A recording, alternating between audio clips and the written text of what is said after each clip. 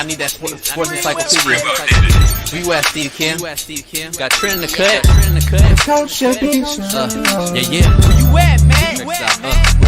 In the gym shooting, I'm Durant. You ain't shooting John Moran. Darnell is the Ball State legend. I'm the Warren Central High School legend. I'm proving with a reliable source, straight from the mouth of the horse.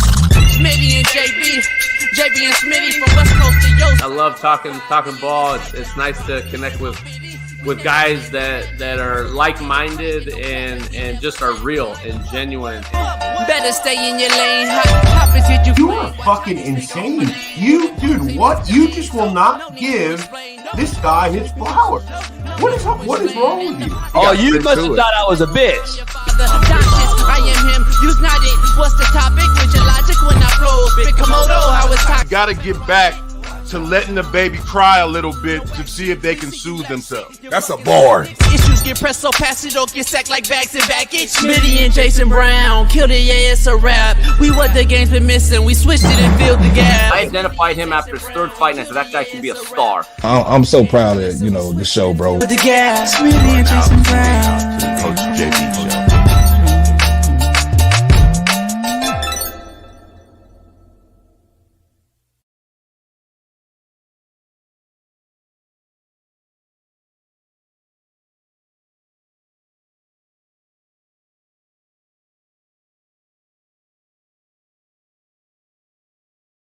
What up? We are in the building. It is Free Game Friday. We are fired up. And we'll be fearless today on this Free Game Friday. We got a lot going on today. Big Jeff Nadu fills in again and is a co-host today. It's him and I. Matt will drop by and Shaun King. For the most part, it's Jeff and I for the long haul today. So pound that like, become a member, subscribe. And make sure you head on over to our Discord, Slap Nation, plus our winnable /slap picks, winnable.com, and find out where the real cappers are playing at and betting all things, all sports. We got the PGA Championship going on, and we're going to start the show off with a banger. Scottie Scheffler, the world's #1 golfer, was just arrested on his way to Valhalla to start the second round of the PGA Championship in Louisville, Kentucky. Some of you say Louisville. Some of you say Louisville. Some of you say Louisville. Some of you say all kind of shit. It's Louisville. And make sure you know, apparently there was a hit-and-run accident that occurred right before Scottie arrived that killed a person. So I've done some deep diving. I've talked to a few folks that are actually close with Scottie. Of course, you know I know some folks that are in this world. And it's crazy because these two share the same swing coach. And he is on the scene, obviously, there in Louisville, and it's been crazy and hectic. And listen, we're all going to make assumptions on what happened. I can give you some educated assumptions, and I can give you some what really happened, what didn't. Everything else from there is all speculation, hearsay. So we won't say anything that we don't know on this show. So Scottie attempted to enter the course to get in his warm-up, as he always does, hours early before his tee time. He was set off to tee off at 8:44 a.m. Eastern. That would have been about 20 minutes ago. 5:44 a.m. Pacific. Now he's scheduled to tee off 10 a.m. Eastern, and it wasn't because of the arrest. It was because of weather. Everybody's got pushed back, so it actually worked out for Scottie, the world's #1 golfer, by the way. Here's what we know, all right? For all you golfers out there, it's not just golf news. It's a lot of it's important shit because he is the world's #1 golfer, and they are in a big tournament, the PGA Championship. That's a combination of the world's best golfers, live golfers, and PGA. Just giving you some insight. He was arrested for reasons unknown, but he has been charged. All right, latest thing has come out: second-degree assault, which is, I believe, a felony. We're going to dive into it. Apparently, this is what I know that happened that they probably aren't going to say. He accidentally or allegedly, maybe he was privileged. Maybe he thought he was who he was and played that, hey, I'm Scottie Scheffler, I'm the world's best golfer card. We don't know. We do know people are enabled at times when they make a little money. Everything I've heard is Scottie is not that way. but I don't know him. Apparently, he made a left-hand turn into the clubhouse parking area. It's about a quarter-mile stretch to the actual parking lot. And there was cops on the scene because, again, someone was killed hours prior on a hit and run. What happened is he continued. He cut in front of the car to get by. Apparently, from what I'm hearing, his bumper caught the cop's bumper.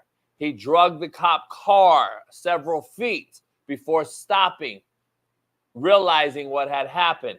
Apparently, cops got out, chased him down, said, "What are you doing?" There was a confrontation. We don't know what was said. All we know, he was detained, arrested after he was detained. You can be detained and not arrested, FYI. He was arrested after being detained. He was booked, okay? He was booked. We have his mugshot. He was booked. This is crazy shit. He was booked in process. Jeff will dive into this. Let's bring Jeff in just so I don't want to talk over myself. Jeff, good morning, Jeff. What's up? Very interesting intro to the show today because we had some crazy groundbreaking news that occur as it always does. Scottie Scheffler was booked. He was also processed. Explain to the crowd here, the audience. Process means basically you were arrested and now you have that means you were arrested. It's beyond being detained. Here's what I know about being detained, as I have been detained several times in my life. Detained is they read you your Miranda rights. You get handcuffed and you sit in the back of the car and they tell you these are your rights. You can call and talk to your attorney or not. We are not arresting you. They have to say that, though. We're not arresting you. You're being detained. This case, he was detained to start with, and then he was arrested. And apparently he was arrested for second-degree assault. Darlington came out and wrote this. He has been detained by police in handcuffs after a misunderstanding with traffic flow led to his attempt to drive past a police officer into Valhalla Golf Club in Louisville, Kentucky. The police officer attempted to attach himself to Scheffler's car, and Scheffler then stopped his vehicle at the entrance. Then police officers began to scream at Scheffler to get out the car. When Scheffler exited the vehicle, the officer shoved Scheffler against the car and immediately placed him in handcuffs.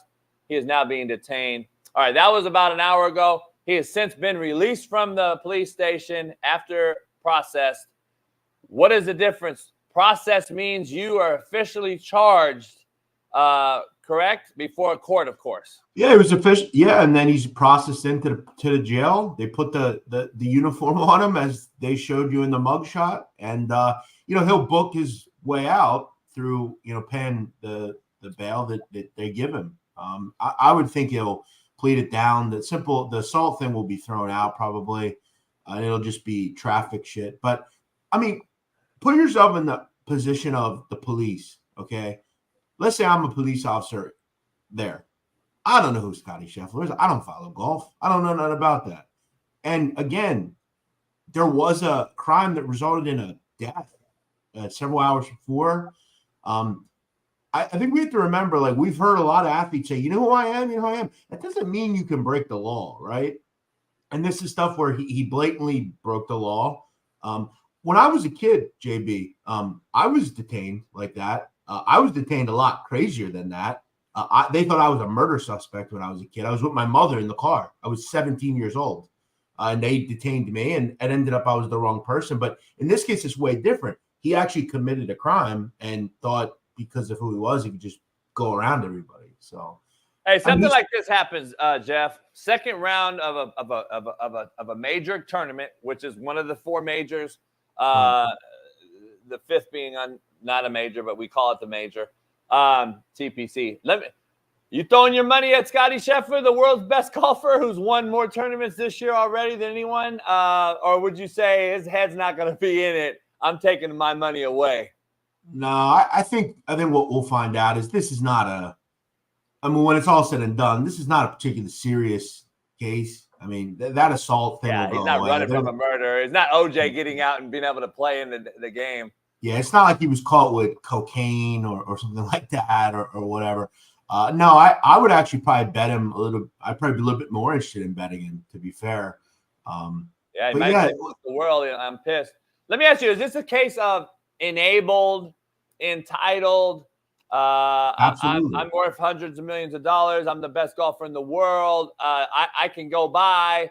You think he's early in the morning? Now, listen, here's a pro athlete who I can speak for a little bit on some things. Adrenaline pumps different on game days. And this guy is in a mode. He's going several hours early to go do his professional craft, which is get on the driving range, get loose, go do through his routine. He's got his swing coach there, my buddy Pat's swing coach. They're there together. They're getting ready to go and warm up. His blood is flowing. His juices are pumping. He's got a coffee, and he's ready to go. He's 2 hours away from tee time, and we see a derailment here. We got something, blocking the way to get me into my tournament. I don't know you cops. You don't know me. And his blood's flowing, and he does some stupid shit where he thinks he's above the law or above the regular average human, and he goes through there, and he finds out real quick that you're just an average Joe like the rest of us. Is this just something that you think happened here? Because there's no way this guy's just like, fuck you. Maybe he said it after, but I've seen this before, Jeff, by pro athletes. Yeah, I think it was just I got places to be, and to me they're way more important than, I guess maybe there was some sort of traffic and they had to reroute people, and he just flies up the rest and thinks that he can. Plus, remember, if nothing had happened, right? Let's just say like a deer was hit and they had to reroute. I don't know. Then I don't know if it would have been that big a thing, but it's like we are looking for a vehicle that left an accident that killed someone, and here's a random vehicle getting out of the traffic pattern different than everyone else. Cops on edge, right? Cops are on edge. Right, exactly. We don't know who this is. He obviously doesn't want to follow the rules. Maybe this is our guy, right?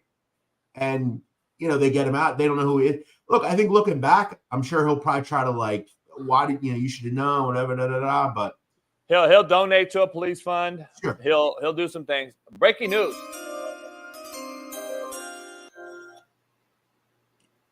Tiger Woods was spotted at greeting him and picking him up from the courthouse.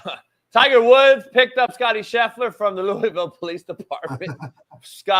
Free Scottie. By the way, he's 5 strokes back. He's at -4.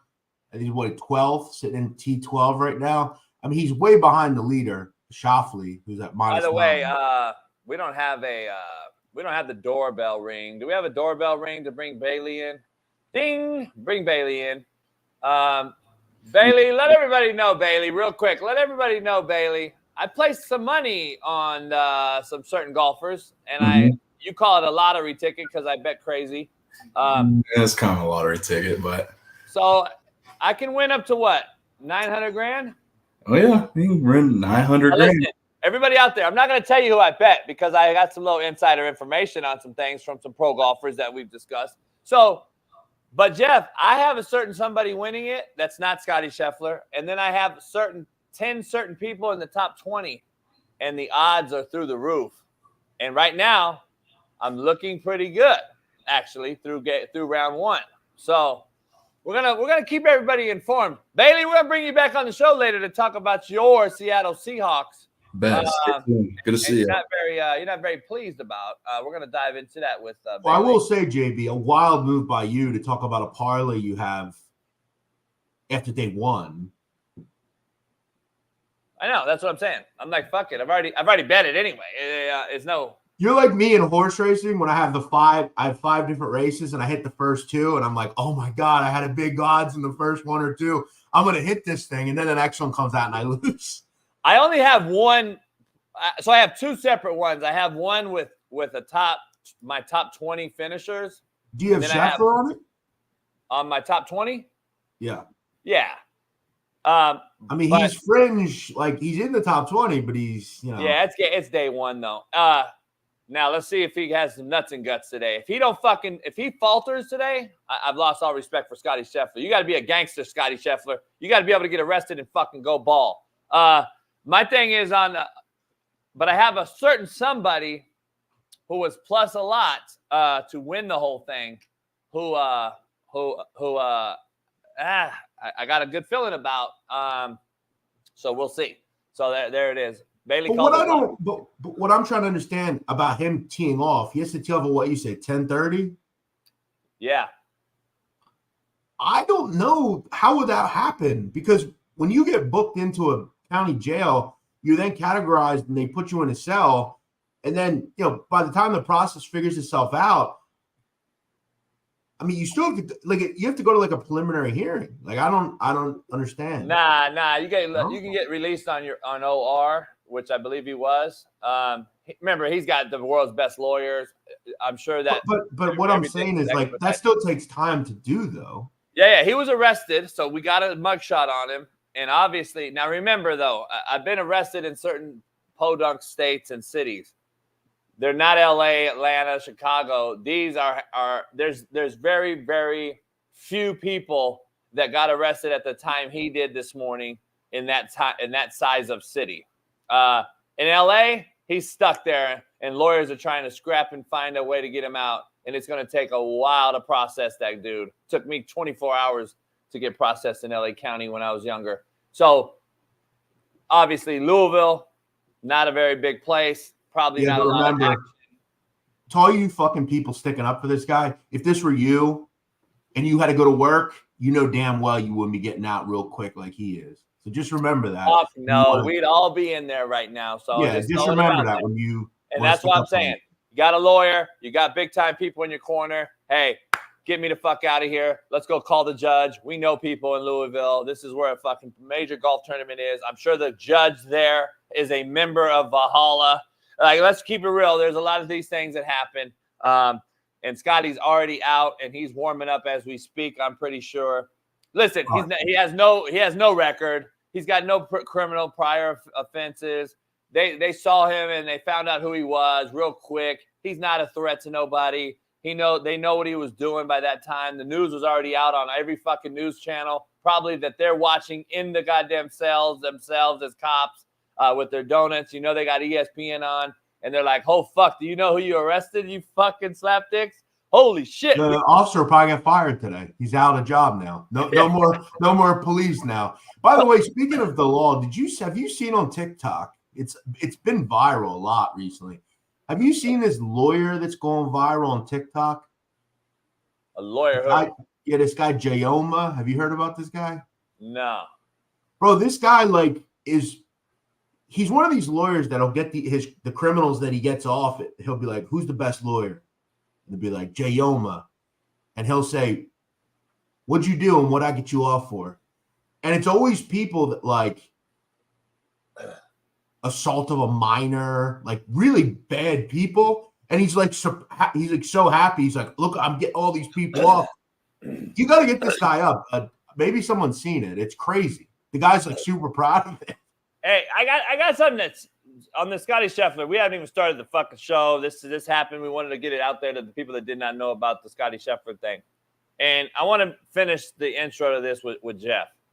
Now, listen, he was released. The courthouse is about roughly 20 minutes from the course of the police station, the jailing station. Rumors are second-degree felony assault charges. And there's all kind of rumors out there floating around right now. I'm getting text messages as we speak. I reached out to some folks, and I've heard some wild things, okay? Just FYI. The irony of the story, though, is this. We aren't arresting pedophiles here in California or in Kentucky and allowing anyone and everyone into this country, but we are arresting golfers trying to get into their event. That is the irony of this story, in my opinion. But again, to how Jeff started the show off, he's exactly right. Right now, we're on eggshells in this country. And if I was in a blue, if I'm wearing blue right now and as a police officer, I don't know what the fuck I'm supposed to do. You know how hard their job is right now. I don't know what to do. And listen, we're not pocket checking every single human being. We are arresting whoever the fuck impeded into our area after someone just died. So look, it is what it is. I don't care who you are. Jeff stated earlier, hey, if you break the law, you break the fucking law. It doesn't matter who you are. But we are seeing on the other side fucking wild idiots being let go for way worse than what apparently has happened here. But again, it's a hard job to be in as a police officer. I'm just telling you.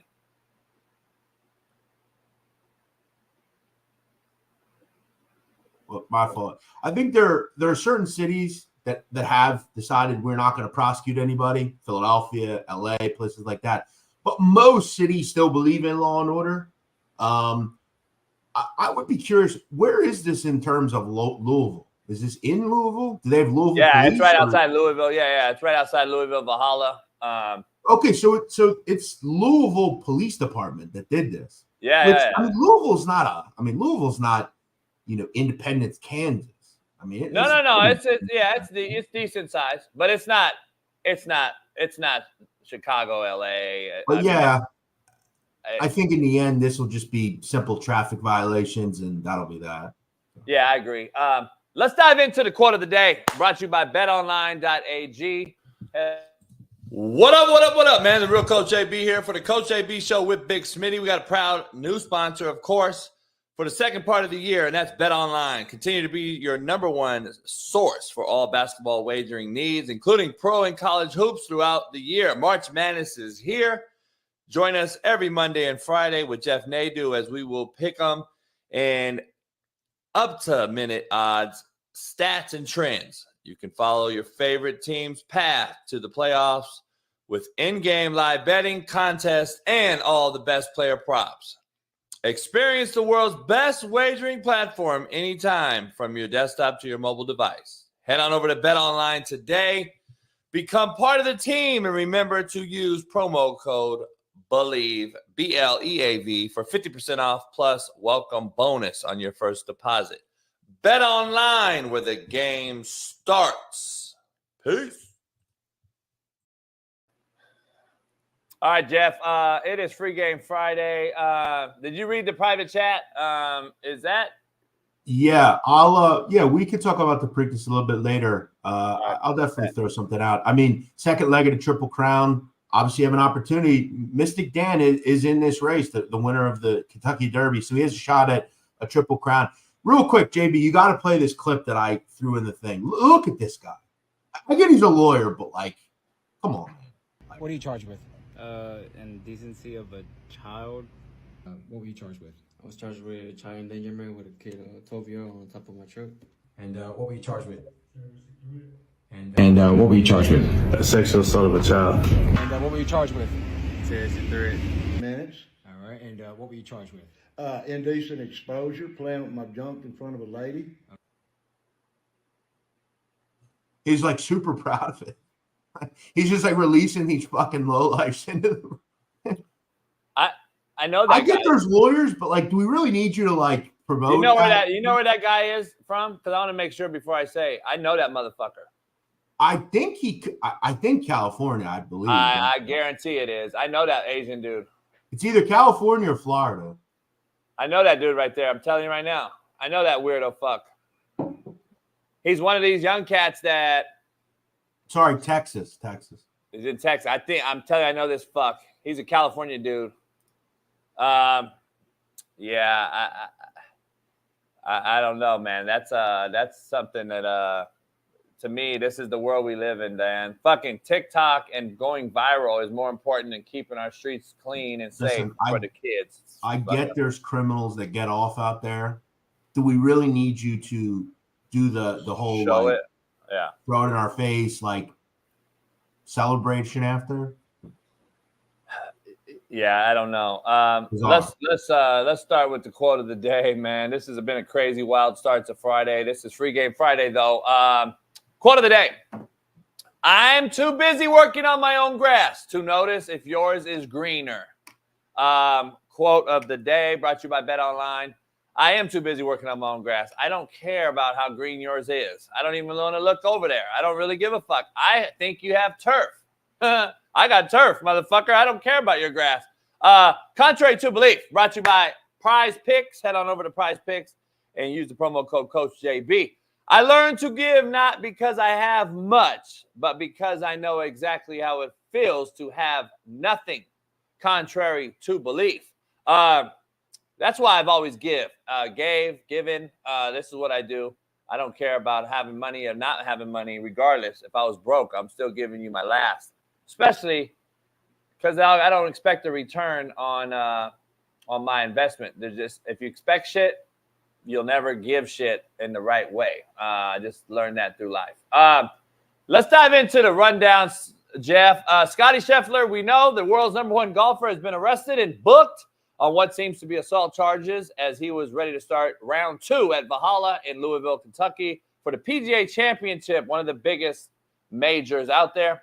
He has been released. We already know if you're catching up on the show. And he is scheduled to tee off at his allotted space, which is about 10:07 a.m. Eastern time in about 30 minutes. All right. The T-Wolves win by 45, up 52 at one time in the game. Who has the advantage in Game 7? Jeff and I are going to break that down. Chris Jones and the Chiefs players are supporting Harrison Buckner. Yet the city. Buckner. You know what? And everybody out there who keeps saying, like, say his name right. Don't have a fucking stupid name. I don't give a fuck what he did. His last name's stupid as fuck. And I'm not going to fucking sit here and dissect the spelling of the vernacular of his fucking spelling of his name. Fuck his name. His name's Say my last name. Huh? Say my last name. Nadu. Try again. Nadu? There you go. I say Nadu all the time, but I've heard other people say fucked up names. I'm one of these people where I don't. You never correct it. I'm the same person. No, I don't. I don't really care. I'm like, listen, you don't know. I'm not going to sit there and say, hey, JB, my last name is no. And then you say, do. Like, motherfucker, shut up. But, like, your last name's easy. It's like no one will ever get Brown wrong. My last name's fucking like the same color as Dookie Brown.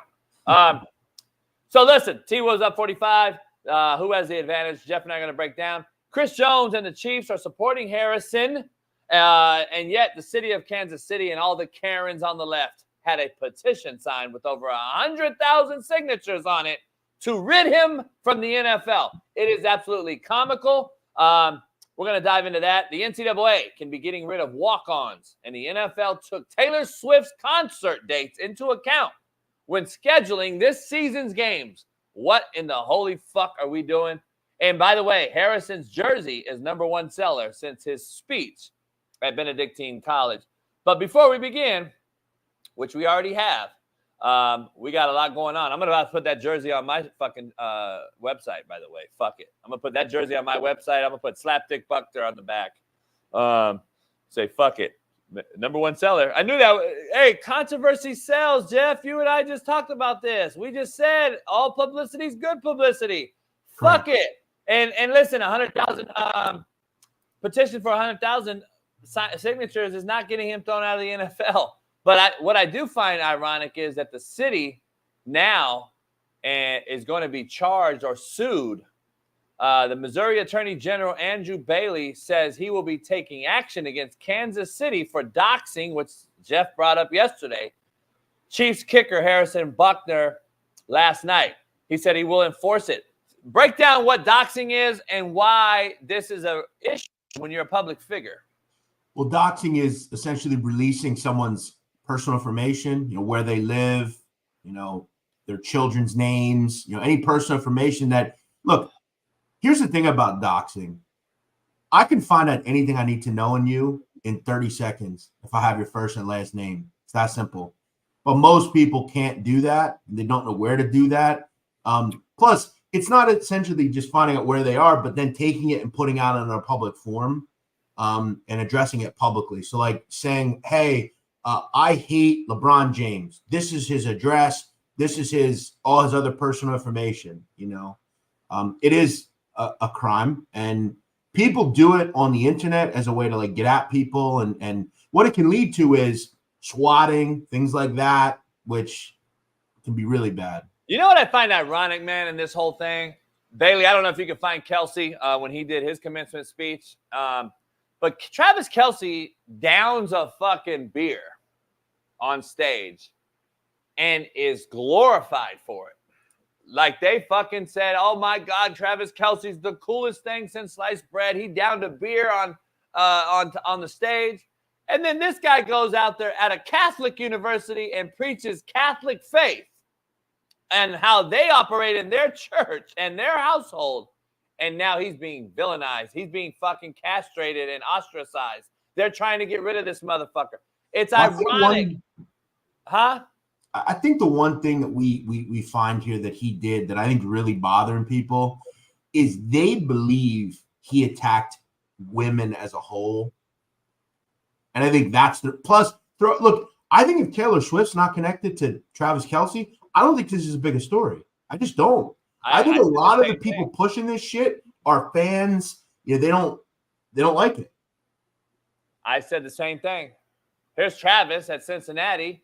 Now, public institution, downs a beer on stage. Yeah, what about all the alcoholics that are affected? That's not that. Yeah, alcoholism, it's way worse than marijuana. But nobody wants to talk about that. Boom. But I heard someone with that death throw there. I mean, yeah, why don't we not suing him like Gronk got sued on Netflix for breaking a shot glass? Like, it's the stupidest shit, Jeff. Like, I'm so tired of just the dumb, what do I want to say? Minute? Like, it's so minute in a world that we are in right now that's so fucked up with so many other fucking issues. We pick and choose, and we're going to go after the fucking kicker of all people after your own player, Rashee Rice, just did fucking criminal acts. Not only criminal acts, this guy, Rashee Rice, did something that really was gutless and heartless. Couldn't give a fuck less about the humans that were in the car affected. This dude is actually telling you why he believes, and what his household does and his faith believes. And also remember, they're, as you said yesterday, this is the same fan base that every week supported, put Tyreek Hill on a pedestal. Tyreek Hill, let's remember what he's done in his career, okay? He beat up his pregnant girlfriend, okay? He allegedly broke his own son's arm, okay? His son just shows up with a broken arm. And number three, this is also really bad. It's not criminally bad, but the guy has how many kids? 10 He just had his 10th. Didn't he have his 10th yesterday? Yeah. Another woman's pregnant. From an ethical standpoint, from a criminal standpoint, Tyreek Hill is everything you do not want to be. 4 kids this year. He's 30 years old. 5 baby mamas. 5 baby mamas. By the way, he does like a lot of the same women I do. Shout out to him on his women choice. I like his choice of women, but that's the only thing he's done right. He's done everything bad ethically, criminally. He's a bad guy. I want to know how I want to know this. How you have 4 kids in 1 year, but now your actual wife is pregnant. Now make that make sense. Seed, man. Make that make sense though, real quick. I want to make sure we're clear. So my actual wife this year is pregnant, but I've already had 4 kids with 4 actual humans the same year. Well, I want to be clear. I think what he probably does is, so when he has a wife, he says to her, listen, I'm going to have several gumadas that I'm going to be smashing on the side. I'll make sure you're good. And all these girls are so weak. They're like, well, as long as I get paid, I don't care. Who are they going to tell? Oh, you can't do that? Well, then fuck you. I ain't giving you shit. Fuck off. All these girls are weak, and they're just doing this for paydays. That's why they're doing it. Because, look, I mean, you're really flossing his jersey. You're really flossing that you had his kid, but so are 5 other broads. Yeah, you ain't nothing special. You're the 9th one to do this. You're the 4th this year. I'm like, what the fuck are we doing, dog? You know, these women, I feel bad for these women right here. Look at them women. Like, they're so, as you just said, you're not special. This dude's doing what he wants with you, and he's just going to pay you to shut up. That's what you want out of your life?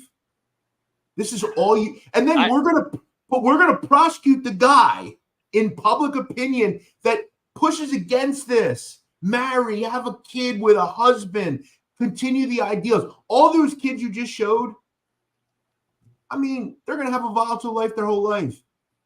He don't give a shit about them. He's just going to do the next one. Yeah, I don't know if you saw. I just texted Bailey. I don't know if you saw the Shannon Sharp interview with Kel. Have you seen this? No. So apparently, a buddy of mine sent it to me the other day, and he broke down his wife, Kel's wife, was pregnant, got pregnant by 2 other dudes during their marriage. Like, dog, telling you, it's a wild, wild west out here from everything from transfer portal and NIL to baby mamas getting pregnant. And I'm just telling you, we are in a fucking wild, wild west. Coach, let me ask you, if we put Harrison Butker and what he said and does, and then we put what Tyreek Hill does, if you have a child, what life would you more want them to have? But they're both football players, both make a bunch of money. One pushes that, I want a nuclear family, I have one wife, I have kids. The other one is someone who has committed really bad crimes. I mean, is it a question even? No, it's not a question. Here's why it's a question, though.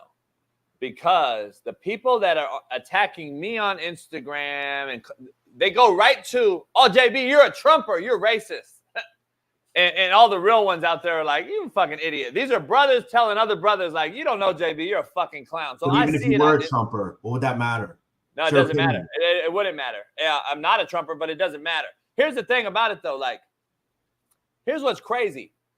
These are the people that are absolute dead fucking beats.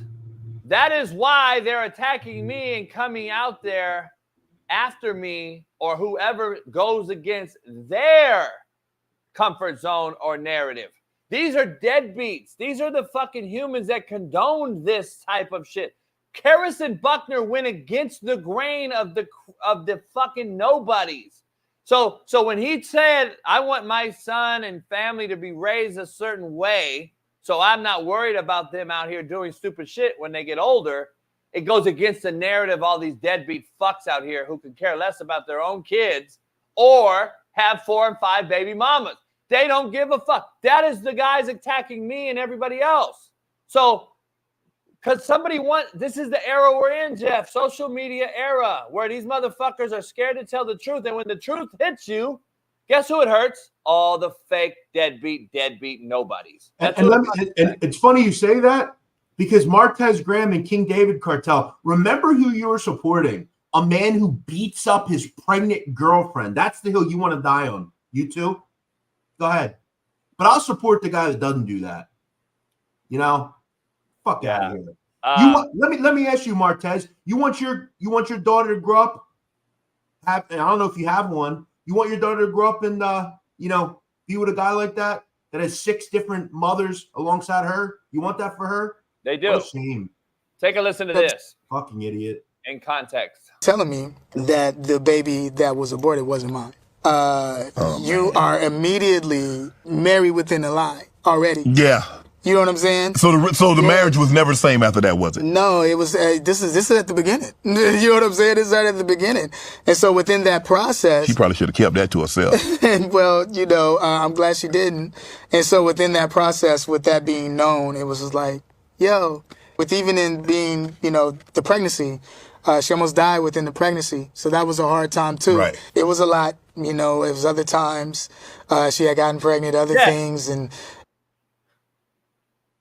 Cheating ex-wife getting pregnant by multiple men. Like, that's the context here. It just got to a point. She had gotten pregnant again? Yeah. While y'all were together? Yeah. And it wasn't you? No, it wasn't me. Ah, come on, Cal. It wasn't me. And you stuck around? Yeah, I stuck around. But here's the thing. That. Yikes. So to me, that's crazy to me. I can't do it. I want to know if all the women out there are praising that man for sticking next to that woman, though, or are you beating him down? See, it's so hypocritical from what I hear these people say out here. Like both men and women. I hear like so many different things. So some women will say, "You're a simp." I would never fuck with you. You got played, blah, blah, blah. And then the other women, if he would have left, would have been like, oh, you know, it was your wife. Who? What? Like, which one is it? I'm glad Leah came in here and said he has no self-worth. That's a take that you could have. Or you can call him a simp. If it was a man, we'd probably be saying you a buster, a simp, a sucker. Which one is it, Jeff? I don't know. Well, it's Free Game Friday. Listen, it's ironic. It's crazy. I think it's hard to when you're with a woman and she's getting pregnant by multiple other people. She's making it abundantly clear she doesn't want to be with you. No normal woman that loves you would do that. And I guess for him, he just has something he can't let go. Look, I'm not going to call him anything. It's what he wanted. I don't know that I would have done it, but I think I have heard rumors out there that the wife has come out on shows and has came out and said, like, he's gay. We found him with a dude. That's why he didn't want to leave me. That's why I got pregnant. It's crazy. Who knows? There could be skeletons in his closet that she knows that. I'm going to tell you right now, listening to him on Shannon right there, I can see a little sugar in the tank. I heard that motherfucker would weigh his legs across and shit. Let's read Tyler's comment. Tyler showing major love in the chat, Coach. Oh, my bad. I don't have the chat up sometimes when I'm doing this. Tyler Riddell, my boy right there. Tyler's a hell of a dude. Appreciate you, Tyler. Shout out to you. Man, y'all are preaching. Buckner should be commended for the speech, but Swifties and hardcore liberals find reasons to be mad at a God-fearing man instead of a deadbeat like Tyreek Hill and defending Aaron Hernandez. Realest show on planet Earth. Shout out to you. Listen, disagreements are always going to occur. We don't care. But I wish that disagreements would create great conversations in every aspect in life. Political, I don't care if you're right or left, blue or red. It doesn't, though. Now, if you're going this way, you're a Trumper and a racist. If you're going this way, you're LGBTQ and a Democrat. Listen, I'm as straight down the line as you could fucking possibly be. Jeff's pretty much the same. So is Matt. So is Shaun King. So is Steve Kim. Like, it's ironic that everybody on this show, Eric Weddle, we could be right-leaning because we're more of a conservative thinker because we don't believe in a lot of this weirdo shit that's going on. But we're really kind of independent thinkers. How ironic is the whole cast of characters on this show? But there's a bunch of people that are not like that. In fact, most people are not like that. We're not status quo, okay? I've said before, and I'll say it again. Both sides don't give a fuck about you, right? The sooner you realize that, I have certain things on the right that I agree with. There are certain things slightly on the left I agree with. But at the end of the day, I couldn't give a fuck what what would that matter to me? We care too much about what everybody else is doing. Yeah. Listen, it doesn't really fucking matter to me. And listen, Smitty's young. Smitty's 30 years old. And guess what? He still don't know what he is. See, that's what y'all don't get. You don't understand. I'm 48. And just so you understand, when I was young growing up in a family with my father telling me the rights and the wrongs, understand something. Politics was not like they are today.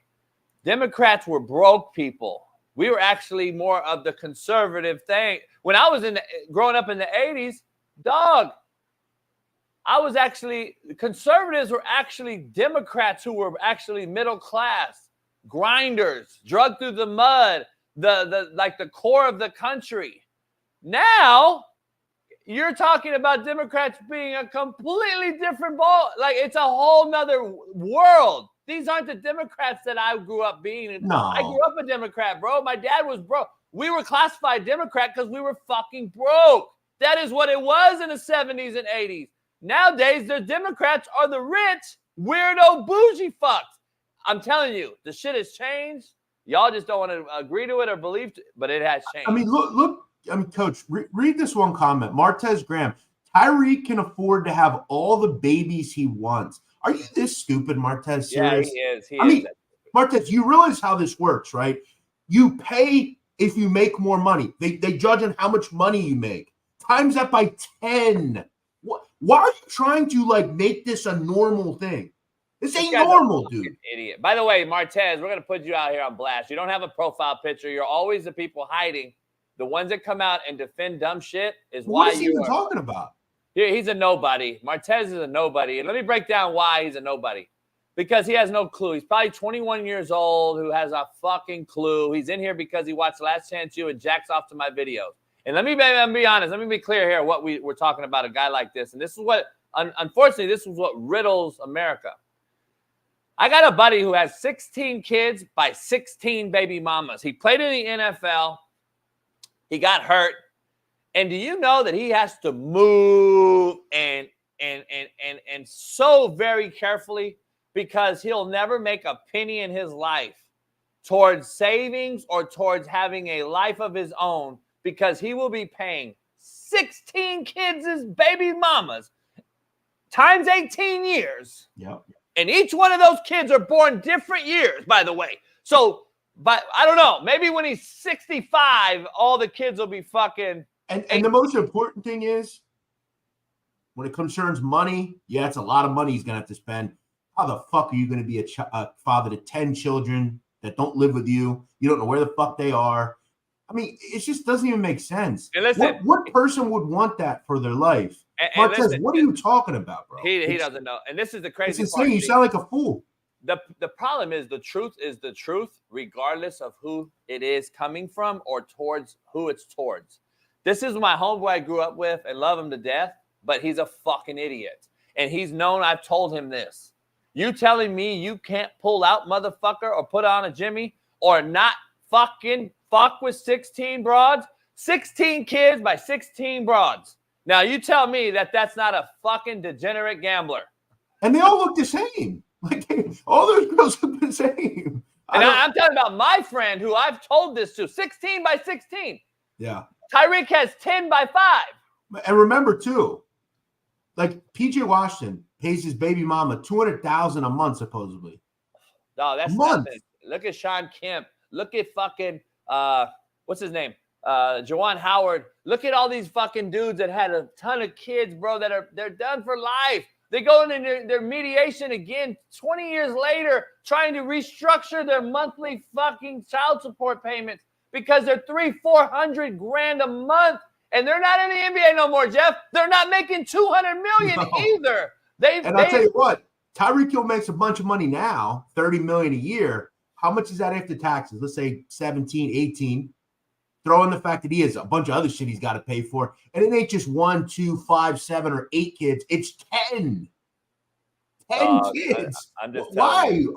I'm just telling you, man. That's going to go by so fucking quick. And by the way, not one of those broads, regardless if they've told you, Tyreek Hill, those 5 broads have told you, oh, don't worry. We're not doing nothing. We're not coming after you. You're out of your fucking mind. Wait 10 years In 10 years, when those kids are 10 and that broad has a new man, and that man is also an NBA player now, and then he has a kid with her, and then he gets hurt, you better hit Tyreek Hill, motherfucker. We're broke.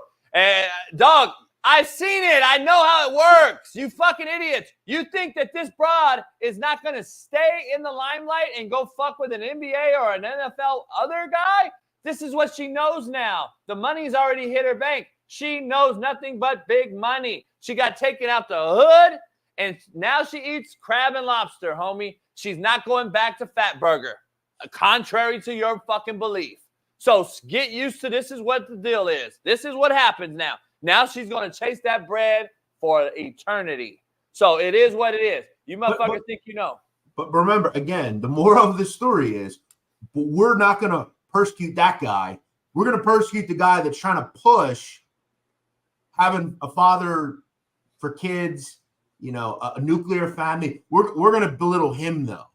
That's the moral of this story. Yeah. And you're going to have fucking idiots out here defending him. That's what's crazy part about it. Like this Martez. By the way, Martez, you know why your name is Martez?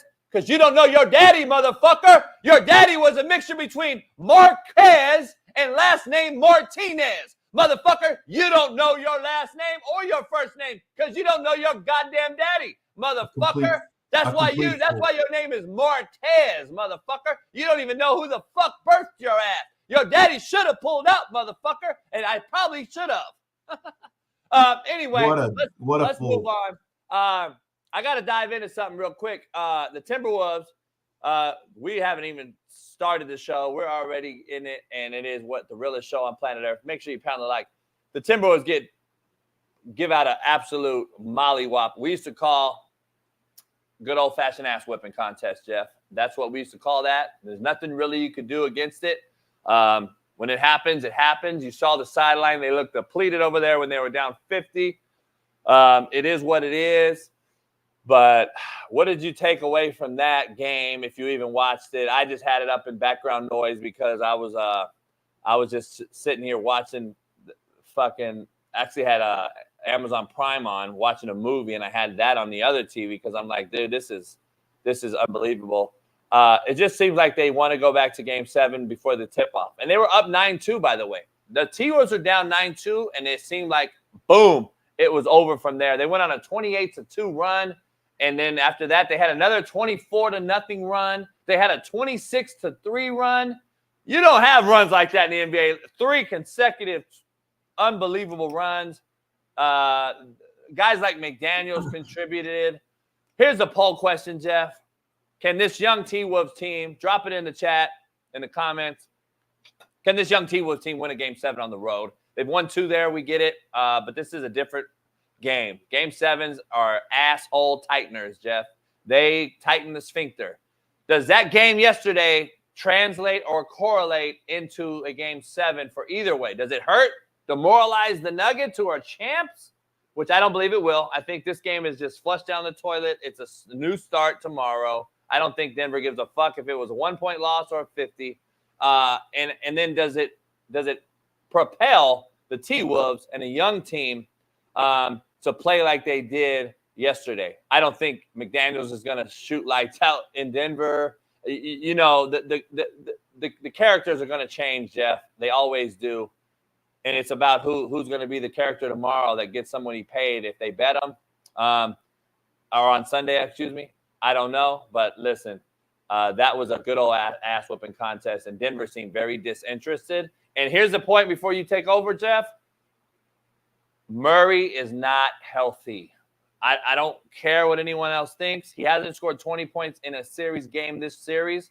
In this series, he hasn't scored 20. He is not healthy. They pulled him early. He has a clear shoulder injury and a clear knee injury, and it seems like it too. I think Denver's in trouble, actually, even though they're at home. I think the youth is back, kind of taking back over.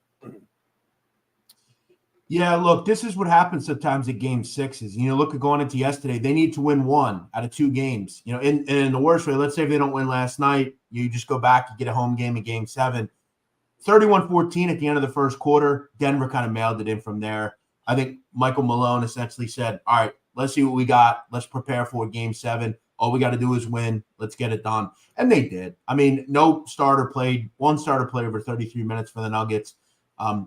This is what happens in Game 6 sometimes. They just kind of mailed it in. 29-9 in the fourth quarter. The Nuggets had 9 points in the fourth quarter. They scored 70 points in an NBA game. 48-minute game, you score 70 points.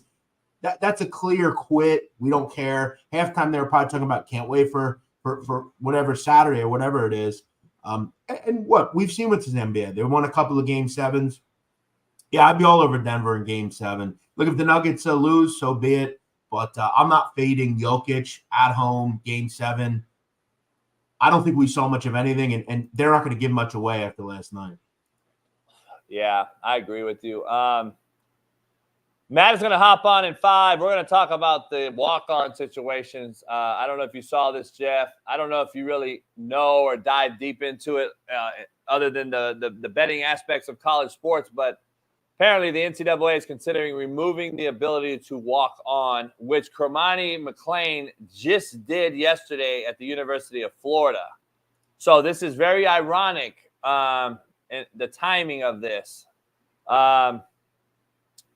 They're basically considering a reduction in football rosters to as few as 85. See, again, the NCAA, the non-caring assholes of America, has once again wiped their hands clear and free of any payout They do not. They're never going to pay the players, the people involved. They're never going to pay anybody while they take in billions of dollars upon billions of dollars. This is the biggest. They're worse than the federal government, bro. They're almost as bad as the government. They've taken our tax money forever, but our roads are still fucked up, Jeff. They still got potholes in them, and we still got graffiti on all our stores. This is what the NCAA has done. They've taken all your money, and you're still getting flat tires every day. And you look at what has transpired, and you think, what has really changed here? What's the point of this group? Yeah, I mean, we'll dive into it real quick. Coach, here's a comment for you. Arthur Bell, why clown Tyreek Hill? JB eats ass. Make it make sense. Here's the major difference, though. What does 10 kids with how many different babies' mothers have to do with his sexual interest? But time out. We got it fucked up. I don't eat ass, Arthur Bell. I get it, you dumb fuck. I don't understand. You're a nobody. Again, you have Arthur Bell. By the way, you know your name's spelt wrong, right? I don't know if you knew that. I've never seen a name spelled that way. Are you fucking illiterate? And then 6797. 6797. How do you spell your last name or first name wrong? Is that your last of your 4 of your social? We're gonna back. What is it? We're gonna back you, or what is it called? Dox. We're gonna dox you. Don't say that. Don't say that. Hey, so listen, this is my third Instagram, my main Instagram. The other 2 were deleted. I had my first one I had years ago after the show. I had about 250,000 followers. They took it away because I said something, whatever. We appealed it, couldn't get it back. Then my next one, I had 100,000. They deleted that. So this is my third one. I started about a year ago, and it's about to hit 100,000. So everybody in here, if you haven't followed me, go follow me. I'm at 99,900. So we need 100 over there on Instagram to go back to the $100,000 mark. I really don't give a fuck, but I've done a lot of content over the years, and Instagram is super hard to get followers on. So shout out to you, especially as a woman, or not as a woman. Women get followers on Instagram, men don't unless you're famous. So shout out to you for doing that.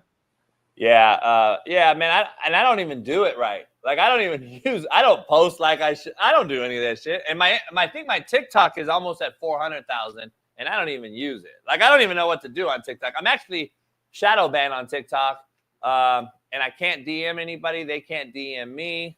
It says I have a warning. I get banned every live I do. It's crazy on TikTok. You can't smoke a cigar, but I saw Hamas bombing and cutting off kids' heads, and it's okay.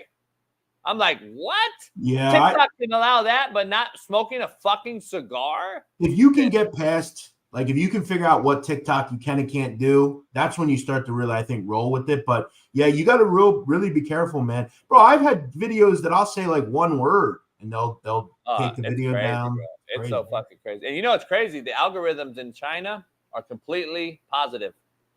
They only push positivity in China. The way that their algorithms are set up, it only pushes like health and cleanliness and positivity and the nuclear family. And then and it's crazy. My buddy sent me this whole thing about it. And then on the American side, the algorithm is death, fighting, fucking bad health. Like it's fucking crazy. Mm-hmm. So it's kind of ironic how that works. Let's take a break for 3 minutes.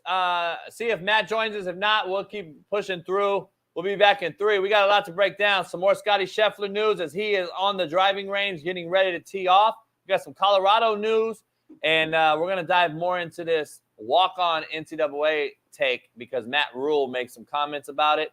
And then we're going to dive into a bunch of other things. The NBA tonight, the playoff game tonight, the playoff games tomorrow and Sunday. We'll get Jeff's picks on those. And plus, we're going to dive into the NFC and break down the entire NFC schedule in totality. We'll be back in 4 minutes. Pound that like. Peace. Here, this is the infamous infamous one of the palm trees that Ash ate. So Can't fucking believe you. See this fucking dog? You see this? Who just eats a whole fucking palm tree, man? You guys are fucking shitting. This fucking unearthed the motherfucker. Ate the whole fucking thing. Like, who eats a whole fucking palm tree? Like, you fucking shitting me?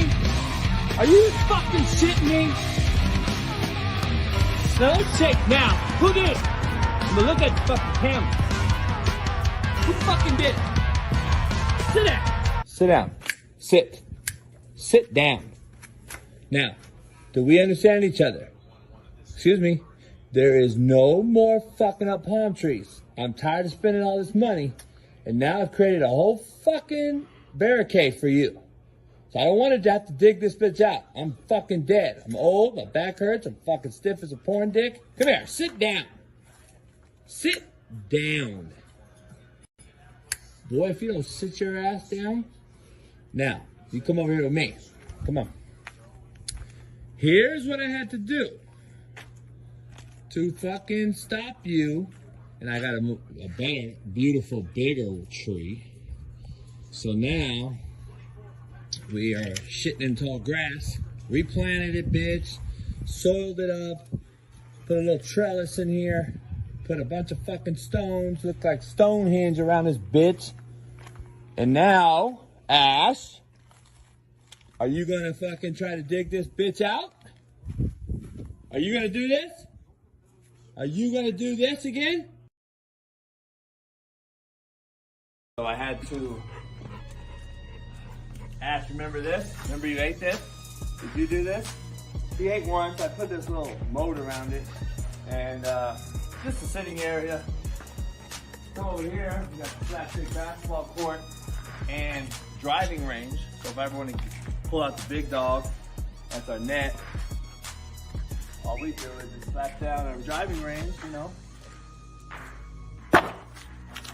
Bam, swing away. And that's where we swing into the net. Jimmy crack corn on this hoop. And here's my RV parking where I park the whips. Let's take you out and show you a few. Out these double gates, I'll show you a few cars. Come on out. So right here, of course, is the bad boy. The last year they made this Cadillac EXT, one of a kind. Can't find these anywhere. And then you come out here, you got the 650i, BMW, ragtop, 500 to the rear, white interior. You know, you can't beat it. This is my baby though, my truck. Full sound, custom sound system in both. Top notch, only as I do.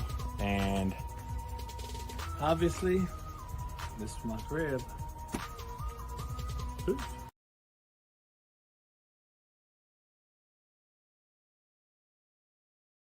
All right, that's JB's Cribs. Appreciate you jumping by, coming by. Listen, it's time to go. Now take your asses and get the hell out of here. I'm about to go cook some slapstick tri-tip. It's been a pleasure. Now go home. Peace.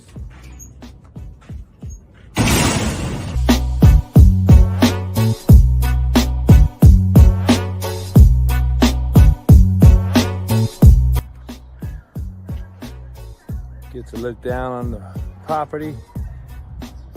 That'll do it. Real Coach JB's Cribs. Peace.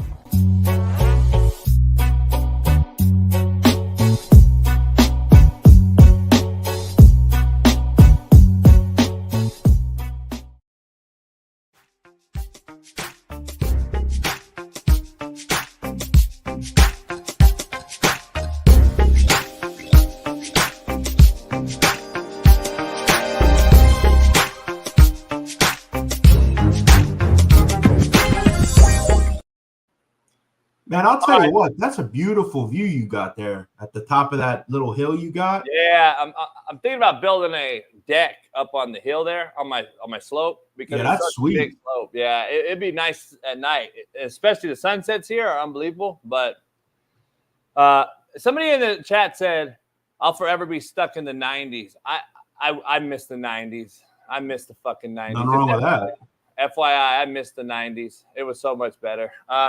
Let's dive into it. We got a special guest. Big Matt McChesney joins us. Let's dive right into Matt. Pause. What's up, Matt? How's that head?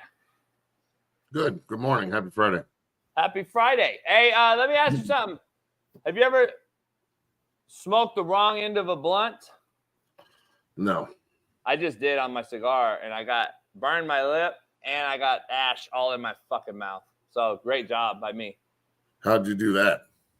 I came in, I grabbed the cigar on my ashtray the wrong way. I wasn't looking. I was getting my coffee, and I fucking grabbed it, and then I burned myself because I smoked the hot side, plus got ash in my mouth, and that's always fun. Well, you only stick your dick in a blender once, bro. Well, Tyreek Hill's done it 10 times. Truth. Hey, Tyreek Hill just had his 5th kid this year. Hey, but hey, look, no one give Harrison any shit. Yeah, right. That's what we were saying. Like, just be easy. Like, hold on. Harrison is too Catholic and too whatever he said is fucking nuts. Like family values and shit. I think personally, the fact that Harrison doesn't have like 9 or 10 illegitimate children, I think he's a fucking idiot. I mean, what that guy is? We're trying to repopulate the earth around here. Everybody go and have as many illegitimate children as possible. See how it goes. I think it's an awesome idea. You know what I'm saying? Fuck it. Hey, Jeff just started saying that. Like, wouldn't you rather have a fucking nuclear family like Matt's raising his kids to be the fucking right, do it the right way, or how I want my, like, but no, the ones that are talking shit, Matt, are the ones that fucking are deadbeat parents. They don't give a fuck because Harrison went against, he went against the grain. Harrison went against the deadbeat model. So, like, well, look, again, I'm a godless heathen atheist. So I just take that for what you will when I say this, but he's a devout Catholic at a super Catholic college talking to a bunch of other super devout Catholics about being Catholic while being Catholic. But by the way, I mean, what the fuck? By the way, who was invited to speak? He didn't force his way out there on the stage. Yeah, he didn't like go get a diploma and then be like, butt in, like, oh, it's my turn to talk, motherfucker. Hey, by the way, Matt, but Travis Kelce spoke and spiked the fucking beer, and everybody gave him credit. Everybody loves it. Everybody loves that. That was awesome. Yeah, because we live in party boy culture, bro. It's what it is. So, and look, that's cool. I personally could give a Tiffany fuck here. I think it's ridiculous, but I also look, if he wants to slam beers, awesome. That's his religion. Harrison wants to go the other way and talk about all the shit he talked about. That's his religion.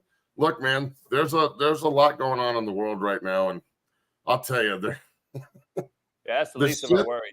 The shit that fucking makes people angry is just, it's so funny to me. Like, what? You're on the other end of your social media account, and that really, like, what Harrison said really fucking bothered you so much that you had to, like, it like mentally affected you to the point where you're fucking ruined your day and you're typing out emails and remove this guy, Kansas City, cut him, and then his jersey. But Matt, I think if he didn't address women, where they go. It's mostly women though that are upset. I think that's. Well, I get it. I understand why people would be upset, but my thing is, I agree with you though. My thing is, like, you can be upset. Allowing something that doesn't have anything to do with you to consistently fuck with you, like it's like when people get mad at me for being on in the media and saying something that they don't like or going on Whitlock or whatever the fuck. Like, you actually think it affects me? I don't care. I don't give a fuck if you guys don't like it or not. So people need to take that route here with this kind of shit. Like, just because you disagree with something, it shouldn't ruin your day. And the inability for everyone to also have this conversation without hating each other and pointing fingers and screaming and yelling, that's another reason why nothing ever gets accomplished. Yeah, it does. Jeff led with that point earlier. And like, before we talk football for the remainder of your period here, let's just dive into your Nuggets. I know they played last night. Yeah, not really. But let me ask you. Of course, I know that's your fan base. That's who you support. That's your home basketball team, and they are the champs. Do you see any issue why they would not win Game 7? Do you think 50-point loss or 45, whatever, affects that team? I told Jeff I don't believe it does at all. I think they threw it outside. 1 point loss or a 50-point loss, I think Malone's led team's going to say, it doesn't fucking matter. If that was a buzzer beater, it'd be the same. I'd rather lose by that than a buzzer beater, to be honest. But it is what it is, Matt. That's an older veteran team. I don't think it affects them. But it did look like the T-Wolves got their mojo back. But again, the characters will change on Sunday night. McDaniels isn't going to have 28 and fucking be on fire. I'm just telling you, things change every game. Now they're in Denver. Who's going to be the new cast of characters is I want to get your take on that as we enter Game 7. I mean, I get it, all that.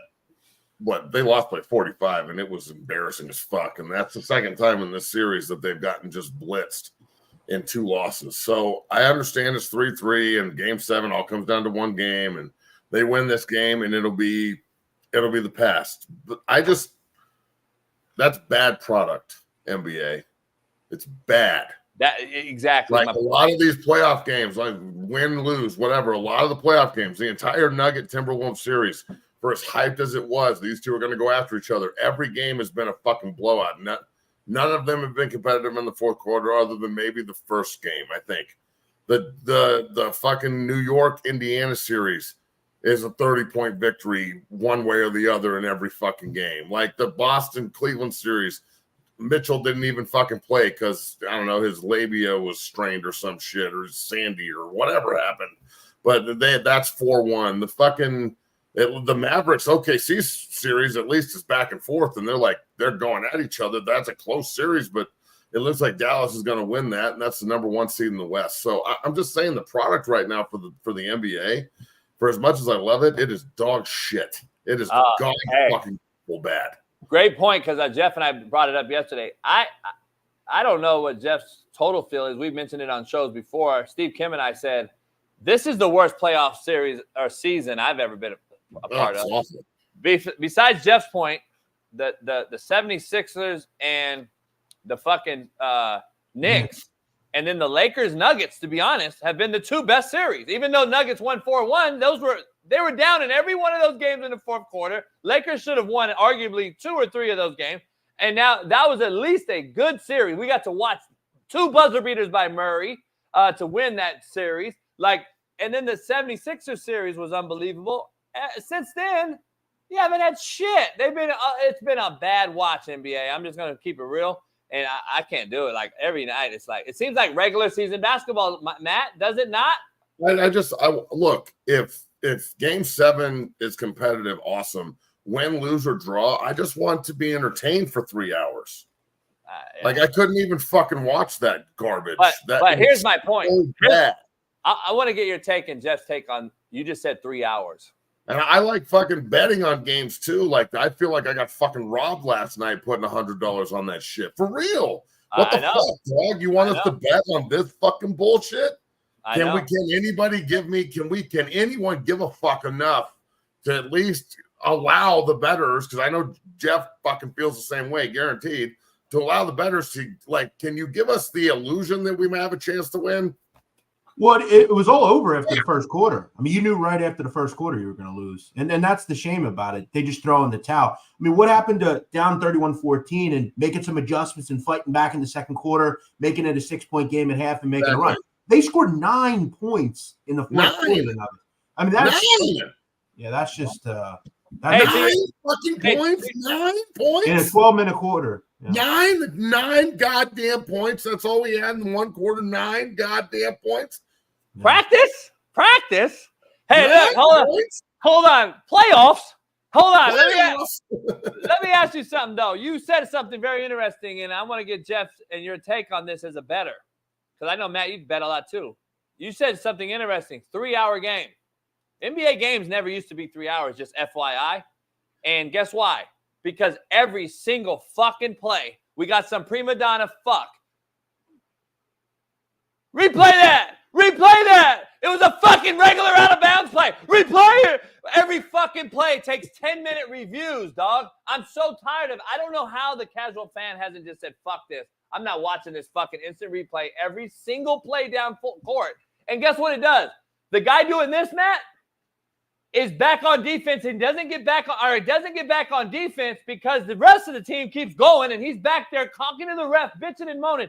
It is hard to see prima donna millionaires, some billionaires, actually cry this much in a professional men's league about bitching and moaning to see a fucking referee instant replay. How many guys have you seen on the sideline go to the coaches sitting back in the back behind the head coach? Hey, look at it. Look at it on the lap. They all got laptops out like this. No. You didn't touch him. You didn't touch him, Luka. You didn't touch him, Luka. Some little fucking white guy that's 16 years old who's a GA, and he's sitting there, Luka, because he sucks Luka's dick anyway. He wants to just be cool with Luka. Luka, you didn't touch him. And guess what happens? They lose the review. It's a waste of our fucking time, dog. And I'm tired of seeing it. Let's move on. Yeah, all that shit said, I'm definitely going to watch tonight, and I'm going to watch Game 7. So but that said, though, just want to point this out. Going into the fourth quarter, the Nuggets were down 25. Generally, a team will say, okay, we're down 25. Let's lose by 13. Make it respectable. They lost by 40. 45, dog. They got to by 20 in the fourth quarter. Like, look, it's the worst loss for a defending champion in the playoffs ever. That has to mean something. It can't just be, well, on to the next fucking game. And that's exact. What? Come on, dog. This is another thing. The whole 30 NFL player, 30 NBA player things. Bro, we lose by 45 on national TV in the playoffs. You know how fucking embarrassed we are? I don't even want to leave my house. I'll drive my car into a goddamn bridge in Parkman. I'm so embarrassed. I'm embarrassed for the city. I'm embarrassed for the name on the front and the back. I'm just embarrassed. I'm sorry. NBA, they're like, on to the next one. Fuck it. Your ticket doesn't matter. The money you bet on doesn't matter. Fuck it. We got another game. Who gives a shit, right? Well, to be fair, though, Matt, I mean, Jokic can win the NBA title and doesn't care. You know, so it's like he ain't going to care about this either. Yeah. Well, yeah. I think it's not just Jokic. It's not just Jokic. It's just the entire. I'm saying the entire framework of pretty much every game. The fucking blowouts are just like, well, I guess we'll learn from it, or we won't. It doesn't matter. I'm getting paid. Fuck it. Hey Matt, read the private chat. Our private chat. Go in there for us real quick. Private chat. Just read it. Just read it because I'm gonna do it. I don't really give a fuck. Because I'm kind of pissed off. I just don't want to hurt your So this is, by the way, FYI, this is who I gave you on Instagram. Oh, this is the dude, the guy? Yeah, but I don't give a fuck. About the body bag. I reached out to him and he asked me to make a quarterback body bag or quarterback bag, and I was like, "Oh fuck it then." I'm not very happy because he couldn't. No, you can say whatever you want. I have no idea what he was talking. Quarterbacks don't do bag work. What the fuck are you talking about? All right, so anyway, we're going to dive into that. About whatever you want to talk about. I don't know this kid. All right, we're going to fucking dive into it. Let's swan dive into this motherfucker, and then we'll fucking back. What is this, the backstroke? We can backstroke this motherfucker, and then what's this one? Breaststroke. Butterfly. That's the fucking breaststroke. You fucking would know. Both of you at the same time. It's the breaststroke. No, hold on. It's the butterfly. Yeah, how many times have you bet on swimming? You degenerate fuck. Maybe once or twice. Olympic. Once or twice. Hey. Matt, hold on. I love you, dude. You're the best. Speaking of, let's just say about Colorado. Yeah. People in Colorado last month bet $14 million on table tennis. Whoa, what? It was the third most bet thing in Colorado last month. God so all you degenerates in Colorado, $14 million on fucking ping pong. Wow, that's fucking crazy. And it's only like 4 a.m. Yeah, that's like interesting. Because they're all fucking high as shit. Yes. Hey, Matt. Yes. All right, Matt, before we dive into Colorado take, let me dive into something else with you. Pause. Okay. NCAA. The NCAA has come out and become the NCAA, again, non-carrying assholes of America. How about this fucking thing? So yesterday, Kermani McLean walked on at Florida. And the irony of this is the NCAA has now said, oh, let's get rid of walk-ons and reduce our rosters to 85 people. Oh, no. I'm gonna let you eat before I do, and then we're gonna get Jeff's take. Go ahead. Bailey, I need you to clip this, homie, and this has got to be up today, okay?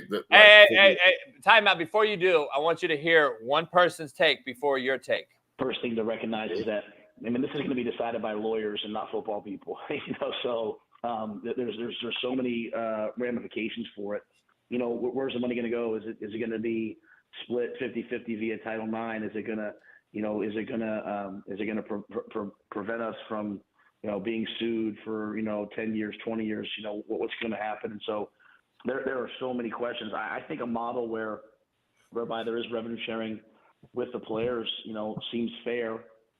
I just don't know how many schools are going to be able to do it. We're blessed here at Nebraska. We're going to fully fund everything that you're allowed to do. And I've never seen anything wrong with investing in young people. I've just never seen anything wrong with, for every story you hear about, kids showing up in Ferrari Testarossas and all that stuff, I can tell you 7 stories about kids that are, sending money home or taking care of a sister or taking care of a mother. You guys are doing amazing things. They're preparing for the future. So I think a model where there's revenue sharing would be great. I think the key thing will always be whether they're employees or not. I think a lot of coaches would like the players to be employees, understanding the ramifications of that, understanding the need for collective bargaining. But I think all of us, it's hey, I have the ability to transfer, but I can also get paid and get tampered with. I mean, I have to call coaches all the time and say, Coach, can you tell your guys to please stop calling so-and-so? And it's gotten more and more brazen each year. And so, a model like the NFL where guys are under contract, whether it's be for a year, 2 years, 4 years, I just think at least there's way more transparency, because there's no transparency in contracts right now. There's no transparency in terms or anything like that.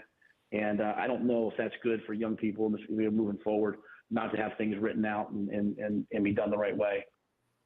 We're going to dive into some other things, Matt, but Matt, I'm going to get Matt on the show as well. I texted him earlier. You've had him on. You talk to him all the time. I've known him for years, recruiting.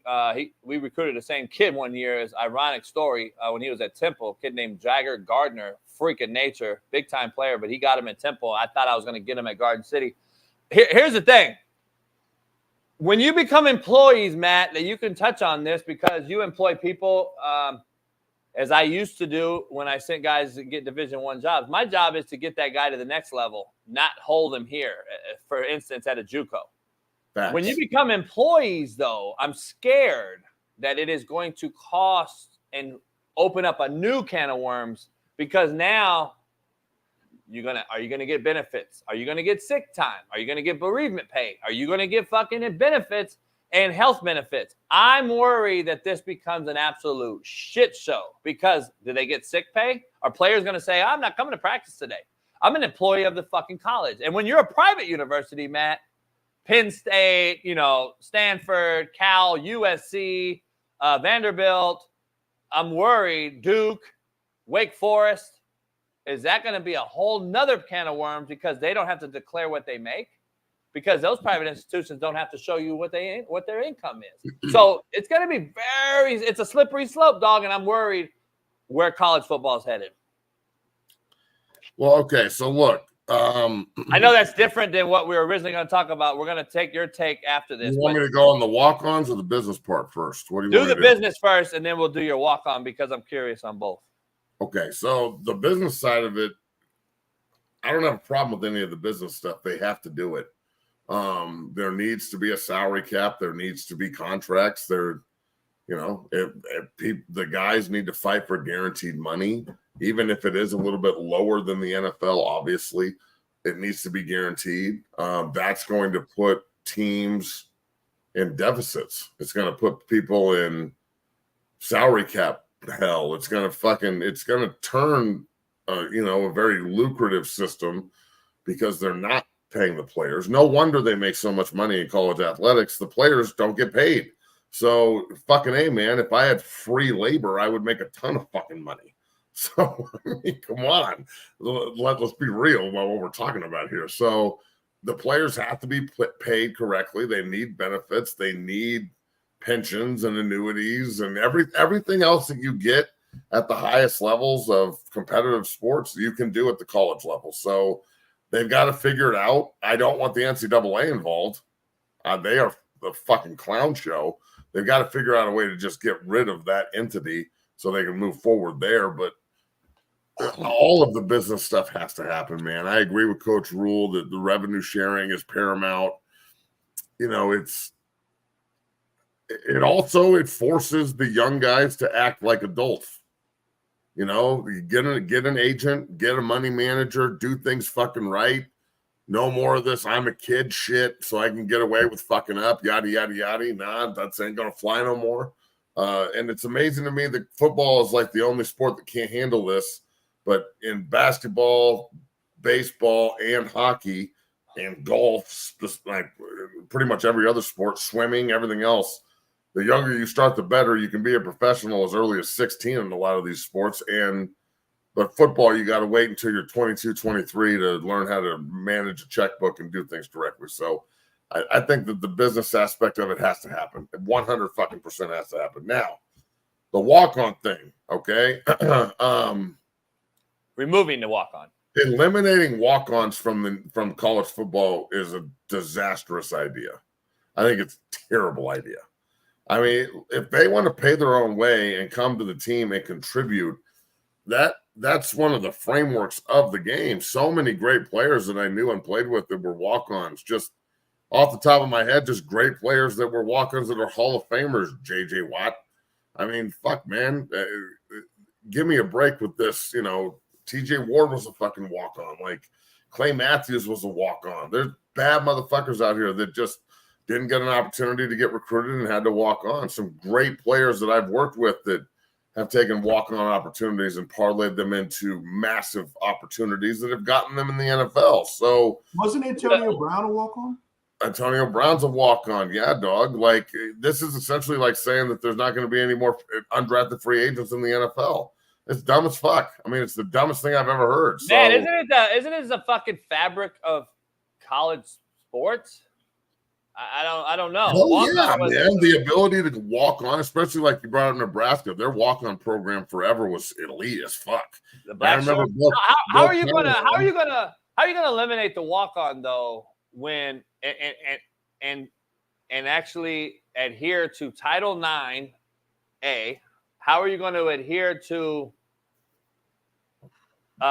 freedom of enrollment? Like, they cannot stop that kid from going in there. See, again, Matt and I talked about this the other day. Coming on a team. You got 10 semesters, 5 years on a scholarship. It's the same thing if you walked on and paid your institutional fees. If you pay your fees out of your fucking pocket, guess what? You are obligated and are owed 10 semesters or 5 years. If that's what that person wants to do, that's what they pay. It was always the allowability to go out and try out for your team. How about fucking Rudy? How about all these different people that have done it in the past that we've made movies about? Like, this is the fabric. This is the fabric. I don't know. This is a slippery slope, Matt. I'm just telling you for all this shit. Now, look, I respect walk-ons. I just hate Rudy. I don't know why I hate him so much. All Rudy gets done. Look, I understand Rudy made a play and good for him. But in reality, Rudy's girlfriends get a train ran on her in the back of the fucking the back of the party, and they steal his letter jacket and kick his ass, and he doesn't like it, and he transfers to like Stony Brook or some shit. So let's be real. Now, all that said, be good college. Yeah, it's good academics. Exactly where he should have gone. But whatever, Rudy's the shit. Look, man, walk-ons are an essential part. They're a huge, fucking, really important part of college athletics, especially football, because so much. What are you just going to eliminate the entire practice team? 85 guys in college football. You're going to be cutting it pretty slim there once guys start getting hurt and like can't play, and your numbers are going to be a little bit down. I mean, Coach, you can talk to this a little bit more. intelligently than Jeff and I can, because you've had to manage numbers like that, probably low numbers I'm sure you've had low numbers in the spring, right? Yeah, well, so you know how it is, Matt. We get our early enrollees because these are what we call mid-years. And that's what Colorado was probably doing in Deion's first 2 early springs, was get mid-years in. Mid-years are basically your real talented transfer shitbirds that we're going to find out if you can make it through a spring or not and make it to the summer. And then so the summer, January, right? January, yeah, that's our winter conditioning. Like early enrollees, kids, or the guys you were trying to get in. And then you bring your 200 in the summer that are mostly your high school signees and signing day, which was in February. In July and reporting day, you bring in 200 of those fucks, and you see numbers game. You see which guys bond, come up together collectively and create a team, right? So you go through, in essence, 3 different seasons in one. That's why I had a 4-quarter rule. We had 4 quarters, but not only 4 quarters when it comes to quarterly financials in this country, but also 4 quarters of football. So I had winter conditioning quarter 1, spring ball quarter 2, summer quarter 3, and fall season was our quarter 4, and that's how we finished the year out, right? That's the same thing. It's the same concept. I don't know why people don't understand that there are 4 seasons in one. And now, especially in this NIL era, which I just can't fathom doing it right now. It's really like 8, because you're bringing in mercenaries times 2 every single opening that the portal allows. So every single portal opening in January, they're opening the portal during the fucking bowl season the year prior. Let me ask you this. Do you think, let's mix this, okay? The business part. If you're now paying guys and there's contract busts, but you still have to pay a college kid, but now he's a bust on the contract and he's going to work against your salary cap. And then number 2, Dabo Swinney came out yesterday and said he's not in the transfer portal because he doesn't want to go. He's not in the transfer portal because the guys there aren't good enough to play at Clemson. Now that sounds a lot more realistic from a coaching perspective than we just don't want to go in the transfer portal. And I agree. That's at least a standard. I kind of agree with it. Like, yeah, Coach Sanford. You guys know Mike Sanford, obviously. We talk all the time, and he's now in the media, and I don't know how many times he said it, but he's like, look, 95% of the transfer portal, 5% of the guys that are really good already know where they're going when they jump in, and the other 95% are turds and guys you probably don't want anyway. That's why they're in the portal, though. I always had the mindset of this, Jeff and Matt. If you can't play there, you'll never be able to play here for me. And that's why I didn't take certain people. And I don't believe we live that way no more. Now it's keeping up with the Joneses. Definitely. So now think about that. You've got the bust potentially and the portal, and coaches don't want to go in it at all. I think it could be. I think it could turn into just like NFL free agency. Like, look, man, they got to take chances on players, and there's going to be guys that don't get paid that much, and you're not going to get a ton of opportunities like these 4- and 5-time transfers. That shit's done once you start making money and you're not producing. Shaun King said it best. If you're going to give a guy NIL money and he wants to transfer, then he should not be allowed to get NIL money at the new school for a year. Make his ass really sweat it out. Make him really earn the right to transfer and go ahead and chase that greener grass pasture.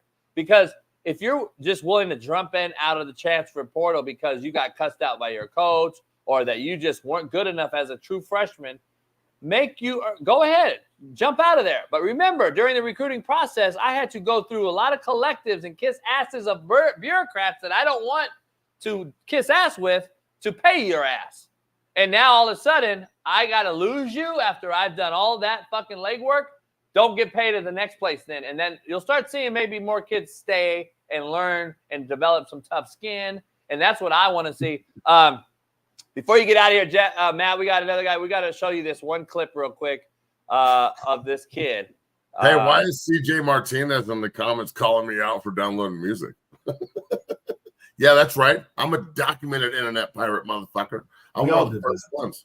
That's right. What? CJ Martinez is a fucking idiot. By the way, Rudy was offsides as well. He was offsides, the fuck. He also was a scam artist. Do you feel like you would have been able to start, or do you think it still wouldn't have been no opportunity to?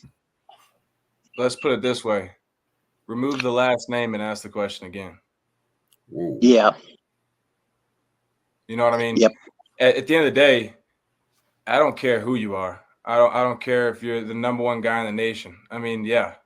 Go look at Texas, Quinn Ewers and Arch Manning. Arch Manning's the backup right now. All right, Shedeur came out and said, I learned sometimes you have to take the high road. I'll spare you this one time. And then Gavin came back and said, what high road? What are you talking about? Spare me. So obviously there's some malcontent there. Gavin left the university. I spoke to the kid. He's a good kid. I have no issue with the kid. I wish he would have came on this show and said that. I listen, again, if it wasn't in the media, we wouldn't be talking about it.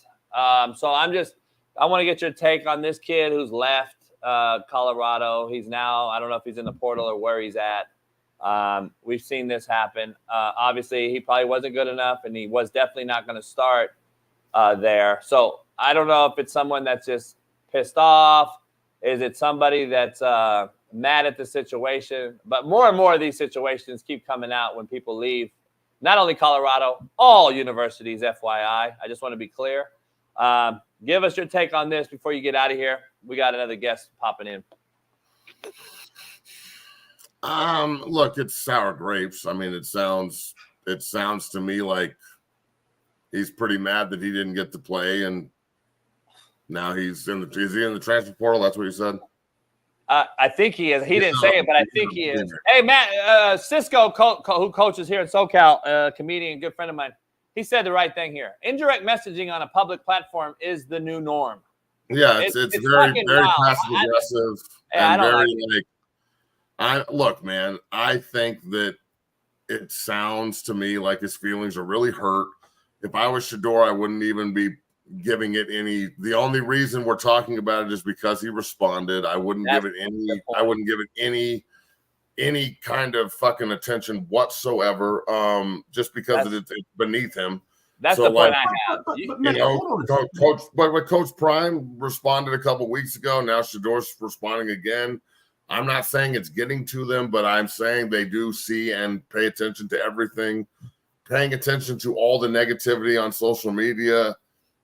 I know this because it's just the way it is. There's a lot of people that are very negative. There's not a lot of people that are very positive. So when all you hear is negativity, sometimes you tend to, verge that way a little bit. But you agree. You would figure it out. I wouldn't be responding if I were them. But that's my point, and I know Jeff. Here's my point too. I'm glad because people say, "Oh, Matt he favors this, he favors that." The point is, though, you said, "I wish you." I think I'm paraphrasing and I'm saying what I think you think. You actually think, "Shut the fuck up sometimes, dog, and just play ball." Yeah, right? Man, just everyone. Yeah, both the kid that got cut and is disgruntled and saying that he should be playing because Shedeur's name that's the only reason he beat him out. He should shut the fuck up. And Dion and Shedeur and everybody in Boulder, like at some point, just the great Herm Edwards said this a long time ago, my rookie year. Don't hit send. Write the message, put it in drafts, visualize it, but don't hit send. And look, man, they know more about this than I do. What the fuck do I know? But I'm saying if you give this little tiny fire a little bit of oxygen, it turns into a blaze and everybody's talking about it. And that's what this kid wanted, guaranteed. So the kid that called out Prime and then the podcast that they're on, I don't even know what podcast that is, but it's, they're running with it everywhere because it's another opportunity for Prime. It's another opportunity for Prime haters to say, look, disgruntled quarterback, it's just because his son's this or that, yada, yada, yada. And it's an opportunity for the community to kind of turn the vision and attention from a negative perspective back in Colorado's direction. But because Matt, this family is the king of saying it won't happen. They are the kings, though, of saying they don't care when they do care. Why even address this guy? Look, he tries.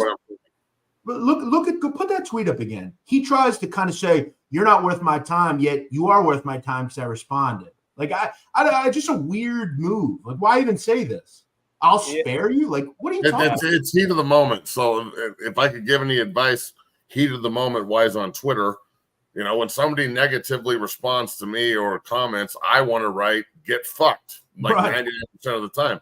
I do about 1% of the time. The other 99, I write it and I don't.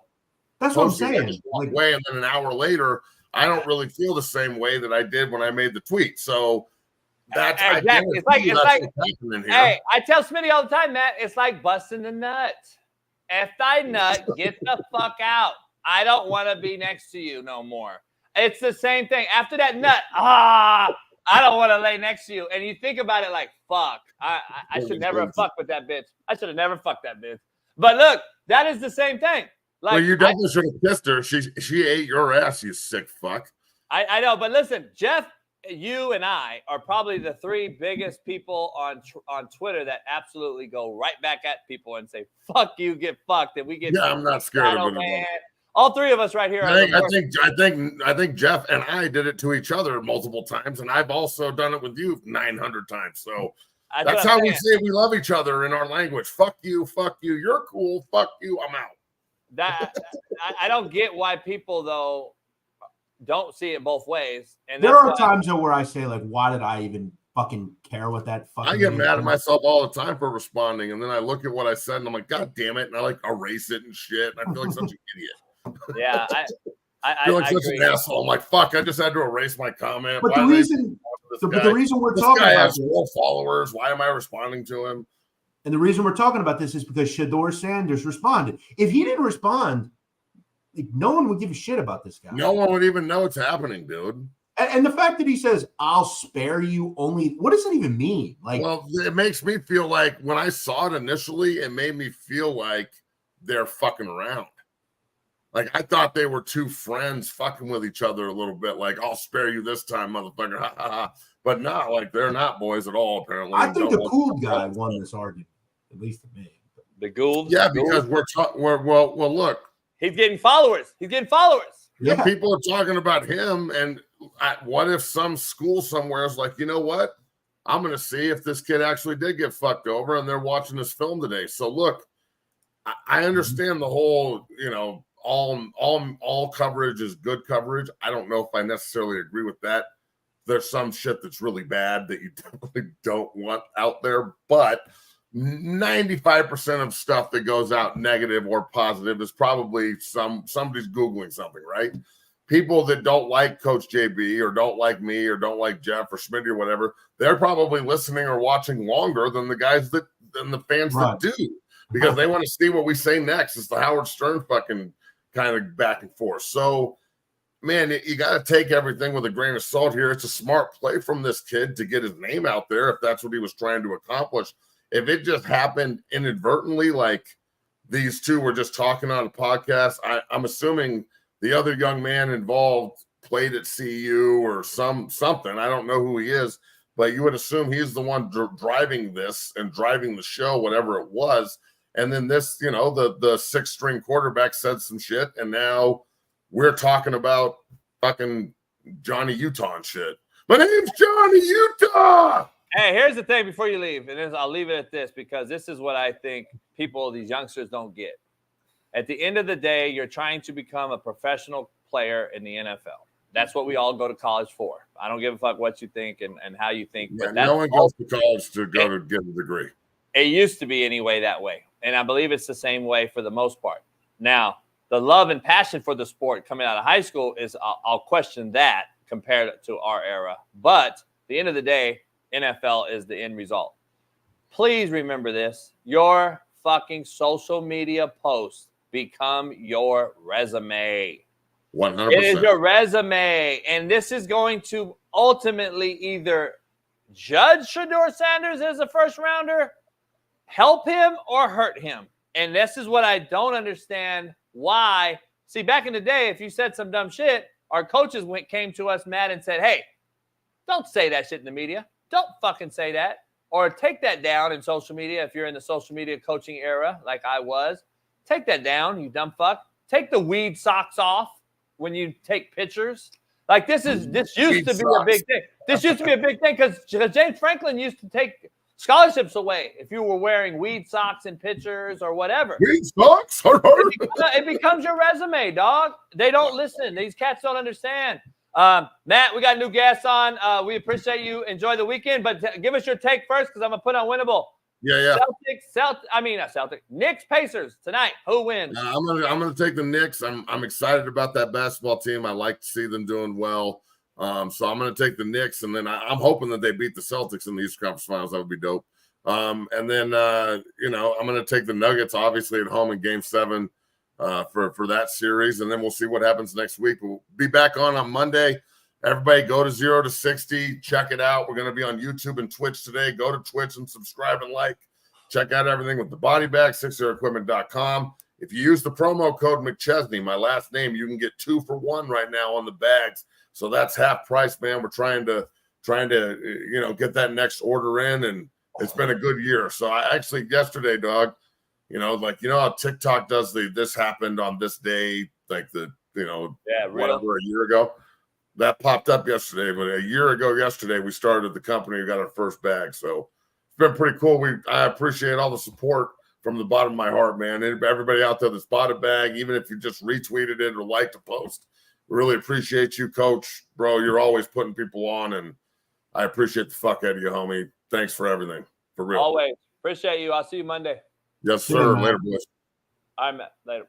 Jeff, about 15 minutes. Someone, real quick, somebody needs to sit Shedeur Sanders down and say, bro, stop responding to these motherfuckers. Yeah, it's his all you're doing daddy. Is giving them life. Let's just keep it real. It's his daddy. I'm the one that takes the heat because I say, see, this is the what do they call that? This is the double-edged sword, I guess. Like, people don't understand what I say when I say this. I couldn't imagine coaching my son, number one. I would probably avoid it at all costs, number one. Number two, he's not the left guard, Jeff. He's not the backup running back. He is the face of your fucking program that you are rebuilding. He is the quarterback. And I'm just throwing it out there because I've never seen a quarterback. And the history still being written. I've never seen a quarterback that doesn't understand his job description worse than Shedeur Sanders. Our job description doesn't allow for us to fuck around in class, to miss a practice, to be late to something, to not be the actual leader of the organization. I don't want to hear it. This is a different era, JB. Get out of the 90s. This is social media era, blah, blah, blah. It doesn't fucking matter. The end result means NFL. And are you going to be the best quarterback that you have said on record that you want to be? You want to be better than Tom Brady. You have said it. Tom Brady has mentored you and told you to get off social media. Quit worrying about Bentleys and fucking Cybertrucks. Worry about film and being the best quarterback you can be. Why is that such a hard concept to grasp? When I say it, I'm a hater. But when others say it, Tom Brady says it, he's a real one. I'm trying to figure it out. This guy, Deion Sanders, is the daddy of Shedeur. That's the one part that just blows my mind. He's the head coach of this son, number one. Number two, he's the dad and the head coach of the quarterback, number three. This is 3 major glaring issues. And why hasn't his daddy, first and foremost, set this son down and said, shut the fuck up. Stop talking. And then why hasn't the head coach, Deion Sanders, told his quarterback, hey, shut the fuck up? So I'm trying to figure out, make it make sense, all this together, Jeff. I said, though, but again, 3 strikes. His father does the same shit. They're the kings of, we don't care, yet we do actually care because we always respond to everything. I mean, they both do it. His son and him. They both respond to everybody. So, and Shiloh's worse. Shiloh's even worse. And then the older son who runs social media, comes out and talks shit to people, motherfucks people. So if you don't care in that situation, you don't even respond. He not only responds, but he's like, oh, don't say nothing else or I'll really fucking respond. It's like, bro, either respond or shut the fuck up. Do you think Tom Brady is going to respond? Like, that's my thing. Like, dog, and I understand the era's changed, and I get it. Listen, I get that the era's changed, okay? I get that the fucking social media is prevalent now. I get all that. But it doesn't make it right. It doesn't make it different. It doesn't. I read two interesting takes yesterday by a real source on ESPN who covers the NBA draft and the actual combine, which Bronny James is currently at right now. And he came on major network yesterday on ESPN and said and read verbatim what two GMs told him. And this is what he told. Two GMs told him.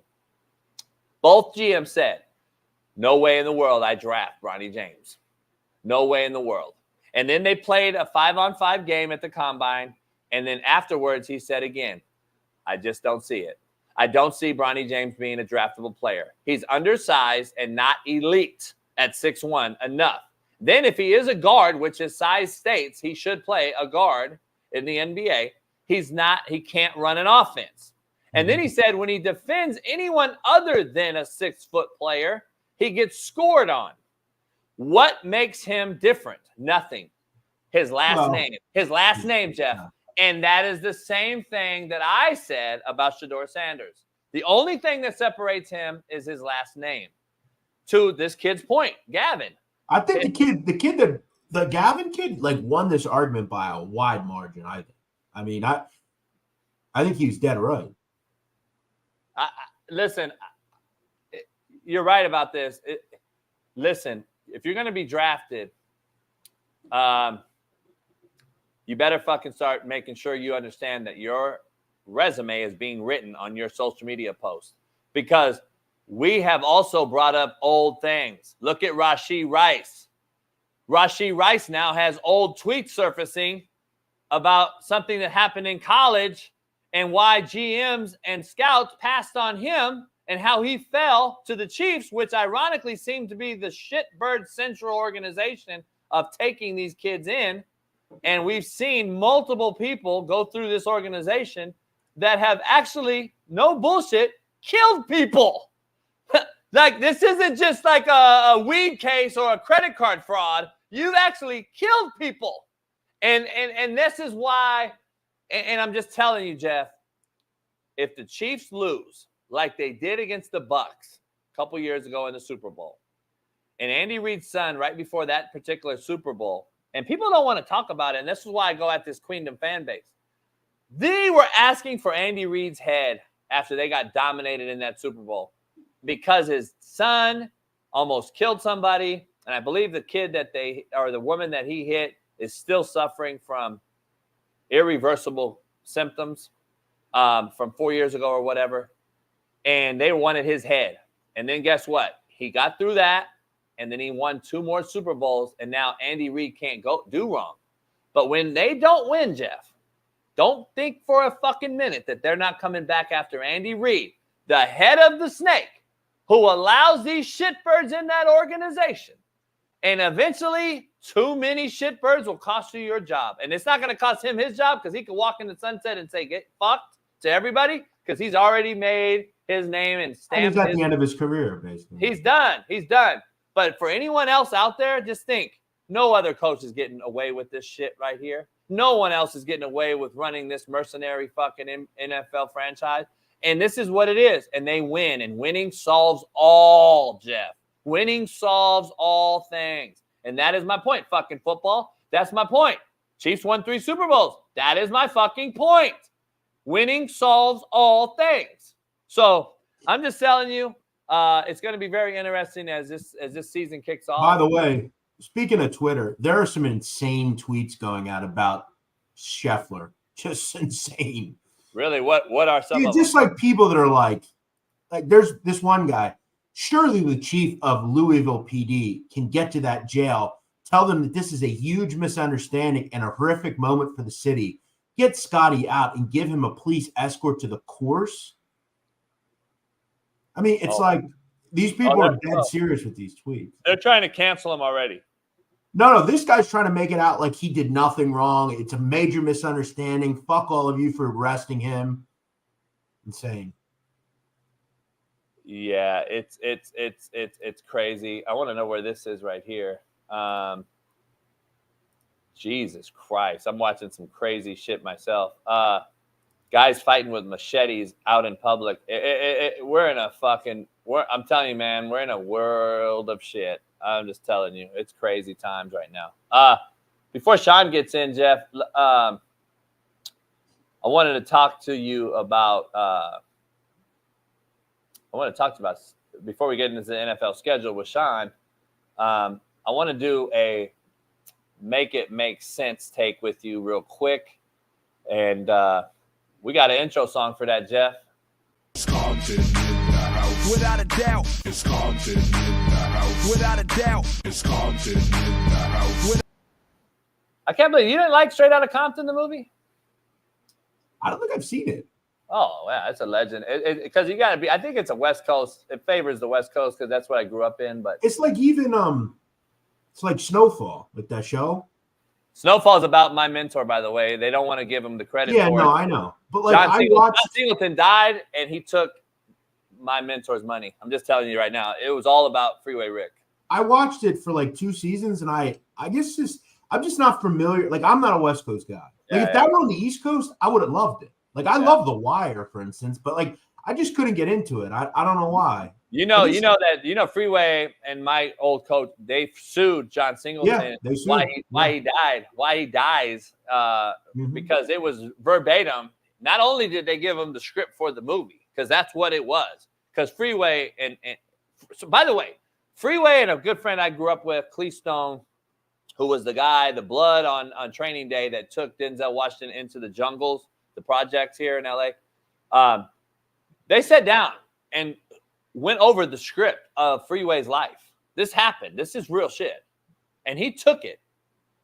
He took it and ran with it and made a movie and discredited Freeway and Coach Ward. We got somebody joining the show.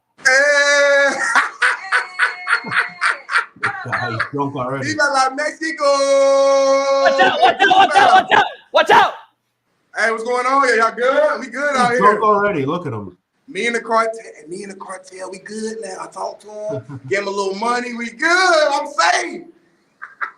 How y'all doing? 7:58. He's drunk already. Look at him. I'm drunk. I need my sunglasses. Nadu, how you doing, bro? You looking good. What's up, the hairline is looking straight as usual. JB's getting cooked all show. What's going on, y'all? Hey, what time is it there? I don't know. What time is it where you at? Same time here, right?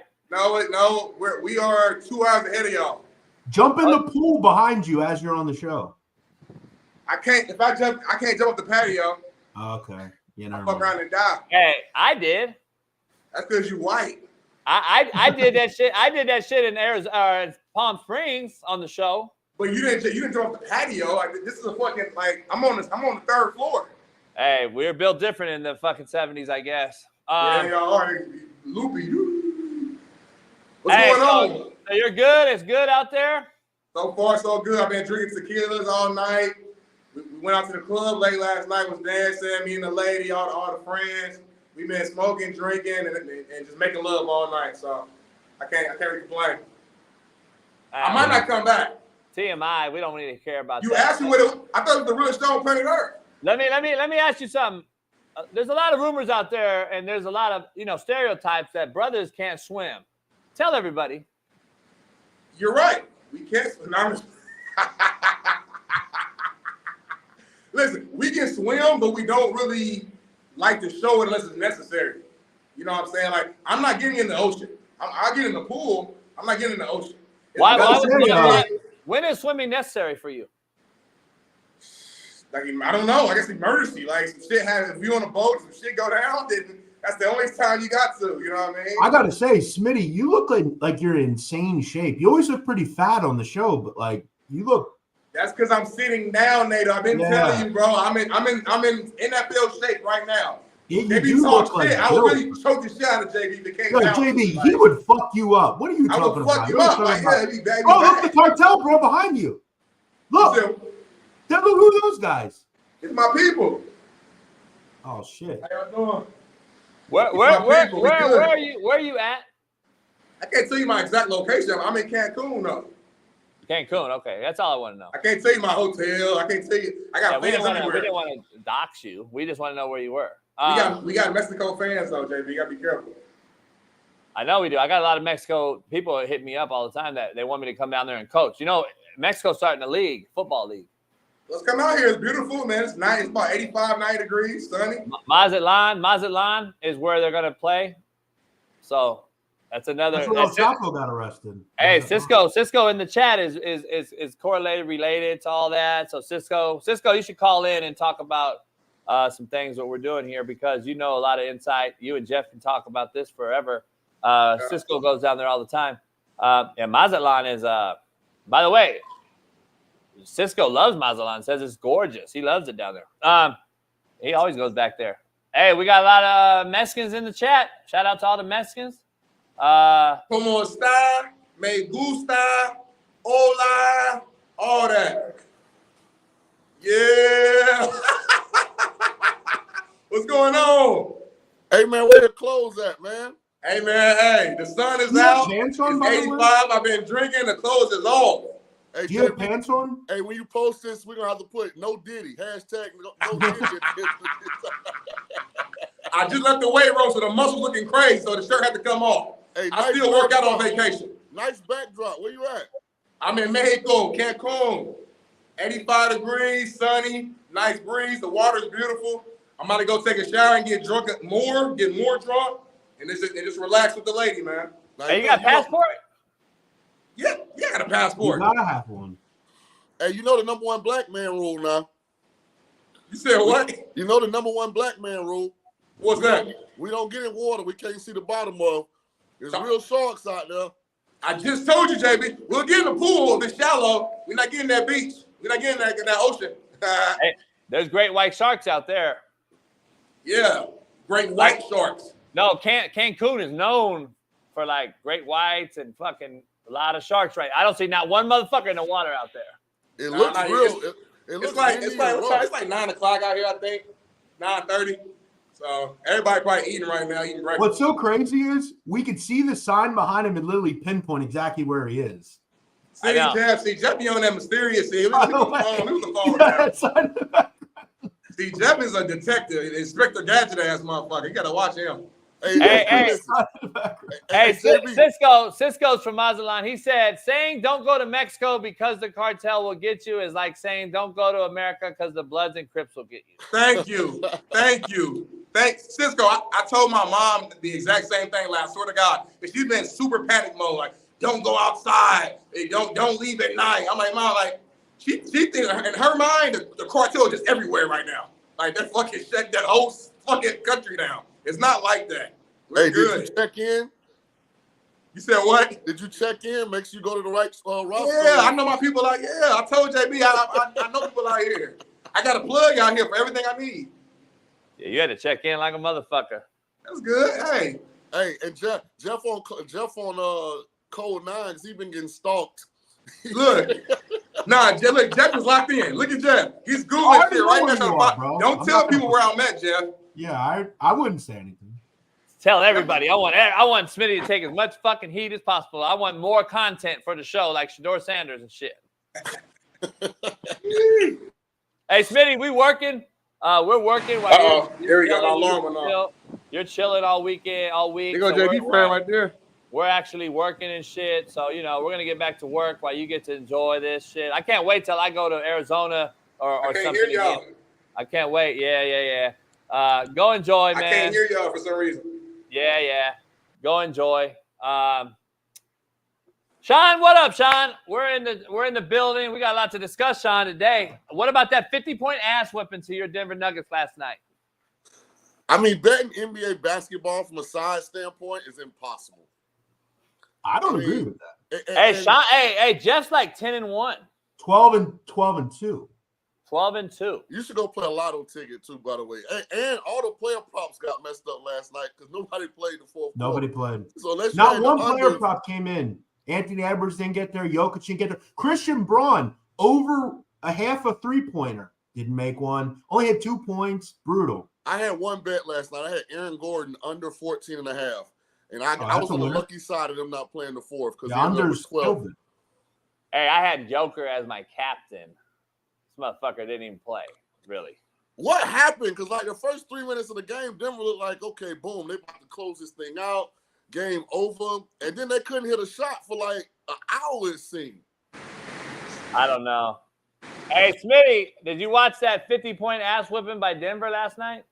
I saw the highlights. I didn't watch the full game, but that's crazy, right? In a playoff game where you can close it out. Hey, so will you admit on this show that I've been telling you the NBA is fucking hard to watch? Some of these games have been extremely hard to watch. I won't say the entire season has been hard to watch. The entire playoffs have been hard to watch, but there has been more blowouts than I would prefer in the playoffs. It's shitty. It's shitty. Hey, man, go enjoy your time with your wife. Tell everybody we said what's up. I want to see you dive in that water, though. Maybe later. The ocean, no, not the pool. The ocean. See, Jeffy, he want me to die on the show for ratings. Ratings. Hey, ratings will go up.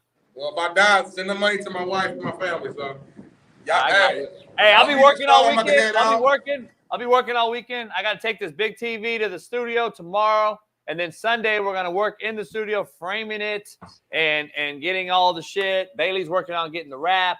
So we're going to do all that. And then how much that room cost? A lot of money. You got money, man. Shit, we don't need to pay you. Fuck that. Yeah. My wife paid for it. Hey, man, enjoy. We'll see you Monday.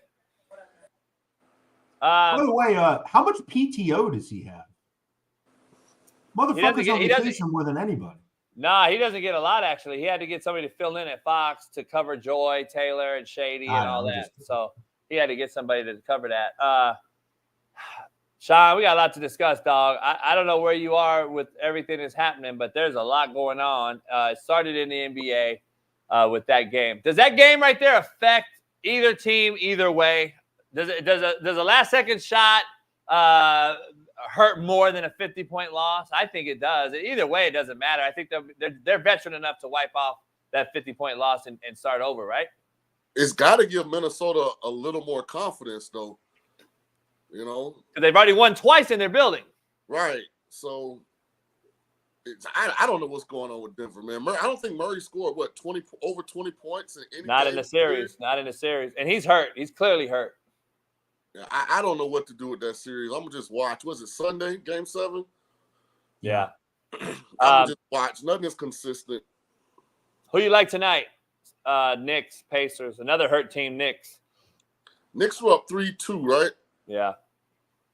I think the Knicks close it out. I think the Pacers got to go out and get another score. Like, they really struggle to put the ball in the basket. I mean, outside of Miles Turner catching fire that one game from 3, he's been kind of invisible. Siakam's probably better as like a kind of handyman than he is as a secondary scorer. He's just not aggressive on offense. And they go through these lulls in the game where they just can't score points. So I think the Knicks close it out. And the Knicks need to close it out. They need the rest. They don't need a Game 7. Yeah, I agree, because they need the rest, man. The other side's waiting. Boston's sitting there. They're going to get possibly up to 7 days off. If this goes 7, have we heard a timetable for? Is Mitchell Robinson even potentially coming back? Do you know, Jeff? I don't believe so. I don't believe he is. No. I think they said he can come back in the Eastern Conference Finals after Game 2 or 3. That's what I'm hearing. I don't know. What about Anobi? Yeah, Nobi hurts them too, depth-wise. I think they said he's another 3 or 4 games away, is what I heard.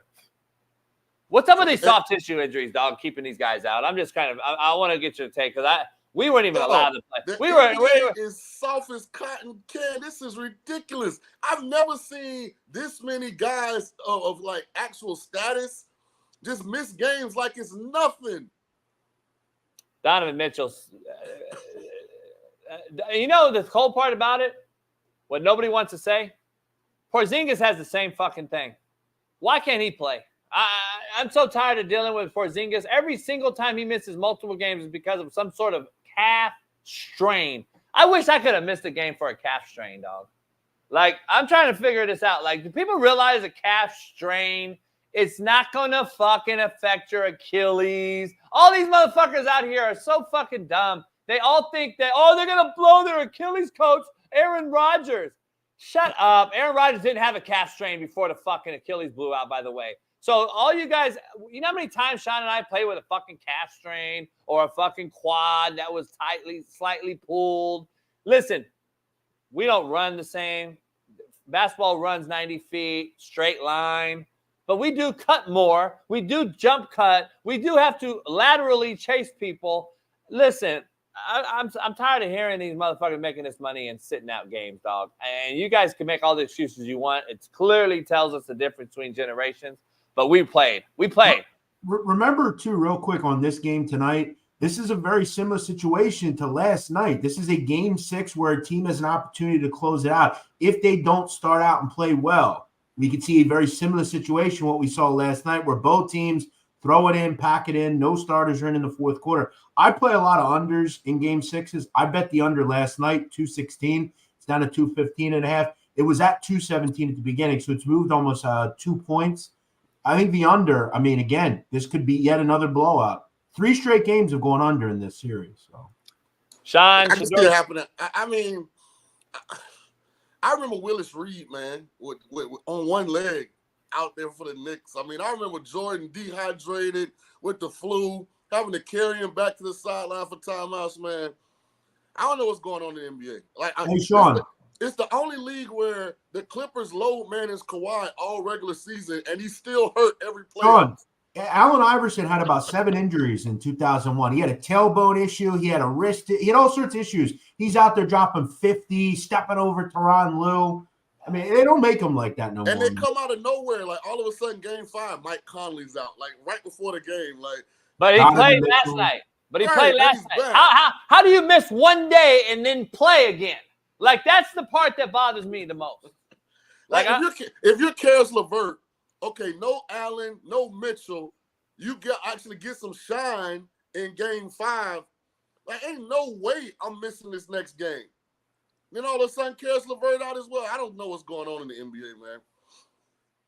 I don't either. I have no idea. I don't either, dog. It's a bad product, too. It's terrible to watch. It is. I don't get why people don't understand it. And look at Scott Scheffler. He gets arrested on the morning of his tee time, and he's out there playing right now. Hey, by the way, hey, man, was Xander cheating yesterday? That was unbelievable. Unbelievable. Dog, 9 under to start a round. Broke the record. Broke the record. Man. Hey, listen, I got a hell of a fucking parlay going right now for a lot of money. And with this golf thing, I got 10 guys in the top 20 to win about $900,000. I took John Rahm to be the first round leader, so that shows you how on top of the golf game I was. But I got a guy. I got a guy to win the whole thing that is climbing up the leaderboard too that I like. So I'm very comfortable with my picks right now. So we'll see. We'll see how it goes. Hey, Shedeur Sanders. There's a lot of Scheffler money coming in. A lot of people just backing him because I think he's still the favorite, isn't he? He's second favorite. I played Morikawa. I just played Morikawa. He's only 3 strokes back. Hey, listen. If I ever see Morikawa, it's on site. He still owed me for Kapalua a year and a half ago. I have not forgiven him for that Sunday collapse. He cost me a big bag. Hey, Morikawa usually finishes strong too. When he's in the hunt, he usually 12-1 right now. Morikawa. That damn putter don't work. When he putt like me, that's not a good thing. I know. Hey, let's dive into this Shedeur Sanders thing. He's back in the news, obviously. Again, you and I played quarterback. We understand the job description. This guy doesn't understand it, and I don't. I just told Jeff I broke it down in totality. Not only is your head coach your daddy, but he's the daddy of the quarterback. He's not the left guard. He's not the backup corner. He's not the fucking fullback. He's the quarterback. He's your son. And for the daddy and the head coach to not get in front of this kid and say, enough is enough, shut the fuck up, and do what Tom Brady told you to do. Go fucking build your resume the right way and start learning how to be an NFL quarterback. Blows my mind. I'm still kind of just struggling with the fact that he continues to be out there. A kid that was a I think a walk-on quarterback was asked to leave the program. 3.5 GPA kid, great character kid. He just wasn't good enough. They said, you got to go. He came on a podcast recently and said this, if you hadn't seen it. Then Shedeur, do you feel like you would have been able to start, or do you think it still wouldn't have been no opportunity to?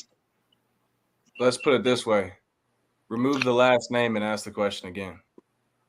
Yeah. He said if he didn't have the Sanders name, it's kind of like Bronny James. I guess if he didn't have the name, would he even be in the draft? But listen, I don't believe this kid's as good as Shedeur, but Shedeur came and addressed him, Shaun. I learned something. Sometimes you have to take the high road. But that's not the high road, to Jeff's point. You shouldn't have said shit. And then Gavin cooled. The kid came back and said, what high road? What are you talking about? Spare me. Go ahead, Shaun. Let it go. Now, I don't have this negative, angry energy that JB has towards the Sanders family and everything going on in Colorado. I will say this. My dad said, don't argue with fools, because from a distance, people can't tell who is who. That would be my advice to Shedeur Sanders. That's beneath you. That's below you. Obviously, the kid is upset, as he should be, because I still say this about college. And he might have been a walk-on if I got my information right, but if you have a kid in your program that's doing everything right academically, he's on time, even if he's not the actual talent that you thought he was going to be, I don't think you should be allowed to make those kids leave. Because you brought them there, whether you gave them a scholarship or you let them walk on, they got your okay at the beginning. So I have a fundamental issue with that, but this is just bitter. Here's because the one thing the one thing you can't say about Shedeur is he can't play. Now, he might not be as good as he thinks he is or projects to be, but the kid is talented and he can play. Let me dive into something that I had to do when I had to bench my starter for doing certain things on Netflix. Malik Henry, obviously, a 5-star kid, number 1 quarterback out of high school, goes to Florida State, was actually about to start at Florida State as a freshman, and I had to bench him. And then this is my conversation with the freshman that I had to take the red shirt away from. This is a conversation that we had. Your ass, man. I'm just kidding. Hey, I'm starting you tomorrow. All right. You all right? Yes, sir.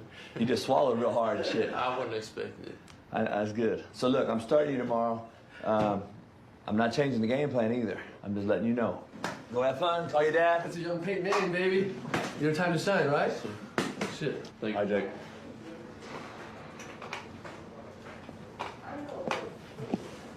He may go have a fucking heart attack. Hey, he actually played well in the bowl game, man. He actually that was for a fucking bowl game, by the way, Shaun. It takes a lot of nuts to take your starter and say, nah, I'm gonna go with a true freshman that really hasn't played much. But that kid was a Tennessee kid who was a great high school player. Just fucking managed the game to perfection. Because he's a character kid. That's the quarter. That is what you want from your quarterback. If he's not the uber talented kid, guess what? At least I know he's gonna do right. And he did right, and we ran the ball for 400 fucking yards, FYI. He made some great throws, though, that were big third down ball throws that kept us in the game, and we ended up winning and pulling away. But listen, I just think certain times you got to sit your starter down, which they actually showed that with Malik as well later. But I said, dog, I'm not starting you. You're not doing the right things. This is the quarterback, Shaun. Like, I just don't understand why you continue to think you're supposed to be in the limelight in a negative connotation. Even though you may not think it's negative, overall, everyone's looking at you. I don't know. That's in my Let me ask you a question. And first of all, shout out to you, because you're one of the few people, myself as in this group as well, that's been able to get a whole room full of quarterbacks better. Not just the starter, but the backup, the third string, the freshman, red shirt. And I think that's what coaching the quarterback position is about. Teaching those guys how to compete, instilling confidence, getting them prepared for when it's their turn. And getting talented guys to stay and not transfer, right? That's right. Because you got that day's over, right, Shaun? Like, that's a great point. Like, we used to recruit 3 and 4 guys that were all 5 stars and keep them on our roster and have great competition in the room, make it fun, practice hard, get them scholarships without even having to play because they ripped our practice squad or whatever. We don't get that no more. So go ahead. The question I have regarding Shedeur is, I mean, this is kind of like the first ever. Like, we've never seen a college quarterback that might be a bigger celebrity as a brand than he actually is as just a football player. Like, this is a unique deal with Shedeur. I mean, they've got national KFC commercials, and what's the one with him and Shaun? Like, this is normally stuff attached to a professional athlete. Like, this kind of brand power, like, I mean, we've never seen this. I mean, the kid got a Cybertruck, the kid got a Phantom. I mean, this is a different road we're going down. So I'm going to be more reactive than proactive as far as what I feel about, like, some of the stuff he does, because at the end of the day, Jeff, it's going to come down to how he performs. If he balls out, then guess what? He'll be in a position to where if he doesn't like the team with the number 1 pick, he can say, don't pick me, I'm not going there. If he doesn't ball out, then guess what? If he think his dart's coming his way right now, boy, multiply that by 1,000 because they'll be coming from everywhere. But Shaun, at the end of the day, I mean, you're a quarterback. You guys both know way more about football than I do. I'm looking at the individual, the kid, and saying, is he really the best quarterback? Like, so Jeff, look at it from this perspective. Goes into his name, just like LeBron James Jr. It's the same thing. So look at it from this perspective. Last year, we saw the mock drafts before the season, nobody had Jaden Daniels as a second quarterback coming off the board. Every consensus, it was Caleb Williams or Drake May. Caleb Williams or Drake May. Jaden was nowhere in that conversation. That's what I mean about you got to play the season out. Because the kid from Georgia, Carson Beck, he could go out and have a big-time year and be the number 1 pick. Hell, Shedeur could go out and have a big-time year and be the number 1 pick. So, I mean, there's still some movement as far as where they're going to get drafted, you know, as far as. But what I'm saying is, though, at the end of the day, he is always going to be on the highest pedestal. He is cemented, unless he has a horrifically bad season. They're still just going to say, well, it's only college. You know, will it really matter at the end of the day? Because I think Deion has set the bar so high. If for some reason Shedeur is drafted in the mid to late first round, that'll be viewed as failure. I mean, in the grand scheme of things, it's not. But with Deion saying they're both top 5 picks, if they don't go top 5, then, you know, that's viewed as they didn't meet expectations. And so, you know, depending on how you're looking at it. I mean, not for nothing. The quarterback class next year is, again, I mean, it's Drew Aller. It's you don't know that yet, Jeff. You don't know that. With all the transferring, I'm telling you, they're going to be some kids that pop off and come out of nowhere. Sort of like a Kenny Pickett a couple years back. Got that extra year at Pittsburgh, and him and Addison balled out. All of a sudden, he was the only quarterback in the first round. I'll tell you what, they just have to strengthen that. That offensive line was horrific at Colorado. It's got to be better. It was really bad. It's one of the worst in the country. I don't think you can build a great offensive line through the transfer portal. Right. I think you got to recruit your way to that group. Hey, Shaun, I want to ask you something, though. As you know, the quarterback position as well as anyone, and when I look at it, and he took 72 sacks at Jackson State. Now, listen, I had a horrific O-line, great dudes in college, and I was slow, but I had great feet in the pocket, and I knew where to go with it or get rid of it. I look at this kid to break him down and say, you've taken 130-plus sacks from Jackson State to Colorado. I look at the question I guess I'm going to ask you is, when do you look at the QB and say, look, dog, we don't always have good O-lines, and we got to make shit happen. We got to make sure the ball is out of there. A sack is just a detrimental factor when it comes to QB play, especially on the road. We know it's a crowd factor. Gets the opposing crowd involved on the road if you get sacked. And if you don't, and if you get sacked at home, it's a crowd depleter. It quiets the crowd and the momentum. When do you look at the Q and say, hey, dog, 140 sacks in 2 years is not all on the O-line? I just have that take as a guy that actually had to live in this world. Do you? Yeah, I think it's a combination of stuff. I think some of it's coordinator, some of it's scheme, some of it's he holds the ball too long, some of it's they're not as talented as people think. Like, they didn't have a wide receiver drafted this year. I recruited Xavier Weaver. I think he's a really good player, but he was by far, in my opinion, their best wide receiver, not named Travis Hunter. And so now losing Xavier, have they upgraded the receiver position? But, you know, when you're evaluating Shedeur, he has great size. I think he has a high football IQ. I think he has a good arm. I think where his limitations come is the athleticism part. He's not a plus athlete. He's not a guy that's going to run around and extend plays. And I think he has to come to grips with that and figure out, I've got to beat people with my mind and my arm talent, because very rarely is his physical ability going to be the difference maker. Now, he's not immobile, but he's also not a guy that's going to run around and win the game running the football. That's my point, though. He's not Caleb Williams athletically. He's not Josh Allen, Lamar, Kyler Murray. He's not athletically a freak. He's a guy that can ad-lib and run, similar to Mahomes, right? He can ad-lib, extend plays with his feet, but he's not a guy that's going to, you know, Justin Fields it. He's not that guy. His arm is mediocre at best, in my opinion. I think he's kind of a little bit of an elongated delivery. I think his feet get outside of his framework. I think he's when he is inaccurate, it's because his base is way too wide. It's outside his fucking shoulders, and I think he gets overextended. His feet get so far wide he can't get his back foot with them, and the balls are all over the place.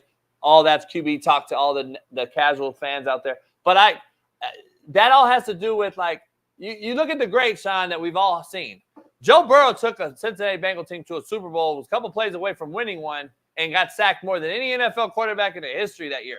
And then he turns around and gets sacked again the next year, and they're a play away from beating Kansas City again in Kansas City. That is, in my opinion, making shit happen. Like, you just got to figure it out. That's the elite. Tom Brady had a couple years where he got blasted and got the ball out on time and understood where it went. He knew his clock in his head, got the ball out, made it happen. I don't see that with Shedeur, and I agree with you. It could be a multitude of things, play calling, all that shit. But your daddy hired the play caller, and this is the second time he's hired a guy. So when does that excuse go out the window? So here's what's interesting. I think Shedeur has to be graded, JB, based on what he does this upcoming season. I do think for Deion and Shedeur, and I mean, there was an adjustment. I mean, as much as I love what Deion did at Jackson State, the level of competition at Colorado is going to be different than what they played at Jackson State. Also at Jackson State, they showed up with the best team most Saturdays, whereas at Colorado, they didn't. So I think some of that, things are moving a little faster than before for Shedeur. I don't think he was used to, having to kind of make up for some deficiencies they had by getting the ball out quicker. If I was coaching him, the one thing that I would be hammering in his head, you never go broke making a profit, right? If we can't protect for all this down the field stuff, then look, let's have great eye discipline. Let's get the ball checked down accurately. We got athletes, get the ball to them in space, let them make some people miss, and let's put drives together like that. Obviously, he was back there trying to make the big play, and they just, to me, don't have the personnel to do that, at least not last year. We'll see what kind of adjustments they make this year. He brought in an offensive coordinator. Was it Pat Shermer? Is who I think is there. So you would think it'll be a more NFL-style pass protection scheme, maybe more checks at the line. We'll see what they look like. But I think this is the year that we judge how much Shedeur has grown. Yeah, I agree. Let's dive into some NFL since we got you. We're good with you for the rest? Oh, yeah, I'm good to 9. All right, let's dive into this with Jeff, because I want to add some betting parts of this, because yesterday we brought up the Jets and their schedule. And their schedule came out. And right now, Jeff was kind of alarmed at the number because I believe it was at 9 over-under wins. I think it is a no-brainer to bet the over as long as we know the common denominator stays upright and healthy. I thought this team was a Super Bowl team last year with Aaron. This year, I think they've even become better, not only defensively on the D-line, but offensively on the O-line. And we know where the game's won, trenches. Aaron stays upright. They bettered the wideout core, in my opinion, as long as Mike Williams can stay upright as well. A lot of ifs, but they did improve the O-line, not only in the draft, but in trades and acquiring free agents. Is this Jet team, in your opinion, tell JB, you're a fucking idiot. I'm going to bet this shit 13 over wins, and I'm going to bet a lot of money on it. I think they're a 13-plus win team, and I don't see in this schedule right here, if you want to go through it with me and dissect it, where do they lose 4 games? Niners game 1, maybe, because it's a young team still. Relatively, the Jets is a young team. They got to get through a team that's probably veteran-heavy in the Niners in Frisco, primetime game. But New England, Vikings with possibly a rookie at Q or Sam Darnold. Steelers will be tough. Texans will be tough. Colts, again, AR5 has to prove to me. Seattle's down, in my opinion. They should beat Jacksonville. Buffalo, in my opinion, we're going to go to them next. I think they got worse. The Titans, Broncos, Patriots, Bills again, Arizona. I think 13 wins is feasible, Shaun. I'm just saying. I mean, I'm not going to talk you out of it, but I'm not going to get on the ship with you. So you think 9 wins is more realistic? I mean, my thing is we don't know what Aaron Rodgers is. I mean, he's a 40-year-old coming off an Achilles. Same with Kirk Cousins, though. But Kirk, to me, doesn't use his mobility like Aaron does to be successful. I think Aaron moves around a lot more, but we'll see. I mean, we'll see. This is what I'm gonna take a wait and see approach. I wouldn't talk anybody over or under 13 wins. I think that's a personal preference. I used to have this discussion at my former job a lot. I think it's very difficult from year to year to judge NFL strength of schedule. Me too. Because there's so much parity, you just don't really know. You know what I'm saying? Like, the Colts could be one of the best teams in the NFL come November 17th. If Anthony Richardson is held, who knows? Like, I mean, the Seahawks, what are they going to be? Like, I've learned any game in the NFL that you don't show up with your A game, you're susceptible to losing. I told Jeff this. The strength of schedule means diddly shit in this man's league. They all get paid on the 1st and 15th. Jeff, would you talk me out of, before you talk, Jeff, would you talk me out of 13 wins? No, but I think win totals are stupid bets. I never understood the obsession with them. I mean, you're betting on a flip or generally laying a price for a 6-month thought on you're going to win $1.10 back. Like, it just doesn't make sense to me. I look at this and say the Jets are 25-1, which essentially means they're the 5th best team in the AFC. That's crazy. Fully healthy. This is a better team than the Texans. It's a better team than the Bills, who are way better odds. To me, look, I get what Shaun's saying. He's often injured, but we still know what Aaron Rodgers means. We know that they have a good offensive line there now. We know they have a strong defense, a better defense than both the teams I just mentioned. I put them as 2nd or 3rd favorite, not 5th, in that conference. 25-1 is too big. I would play that as opposed to a win total where you're flipping or laying a price on. They're 25-1 to win the division or the conference? No, they're 25-1 to win the whole thing. Oh, the Super Bowl. Okay, I got you. Which I think is a smart. I would have it more like 15. So I think that's a strong price. All right. I don't believe in the Jets like you guys. I don't. I don't think the defense is as good as people think. I think they're solid, but I don't think they're spectacular. I think they still lack legitimate threats at receiver. I mean, they've got, of course, kid won Rookie of the Year. Garrett Wilson. Garrett. They got Garrett Wilson, but after that, I mean, they don't really scare you at receiver. I mean, I know they drafted Malachi Corley with the 2nd pick. You know, the guy from Dallas, the offensive tackle, is he going to be healthy? Tyron. I mean, then you got Fashanu coming in, so you got a good rookie that's talented, but you got the Ravens cat, the cat from the Ravens who's really good, all pro. They got him in the free agency. They upgraded a little bit, but again, like, look at this too. What's really going on in that building? Well, that was my point. I was going to ask you. Like, that's the 13 wins scares me with the head coach Saleh and the play caller Hackett. Yeah, and there's some whispers that maybe they don't like Aaron as much. You know, like, it's just. I don't think all is well in Jetland. So I'm going to steer clear of that.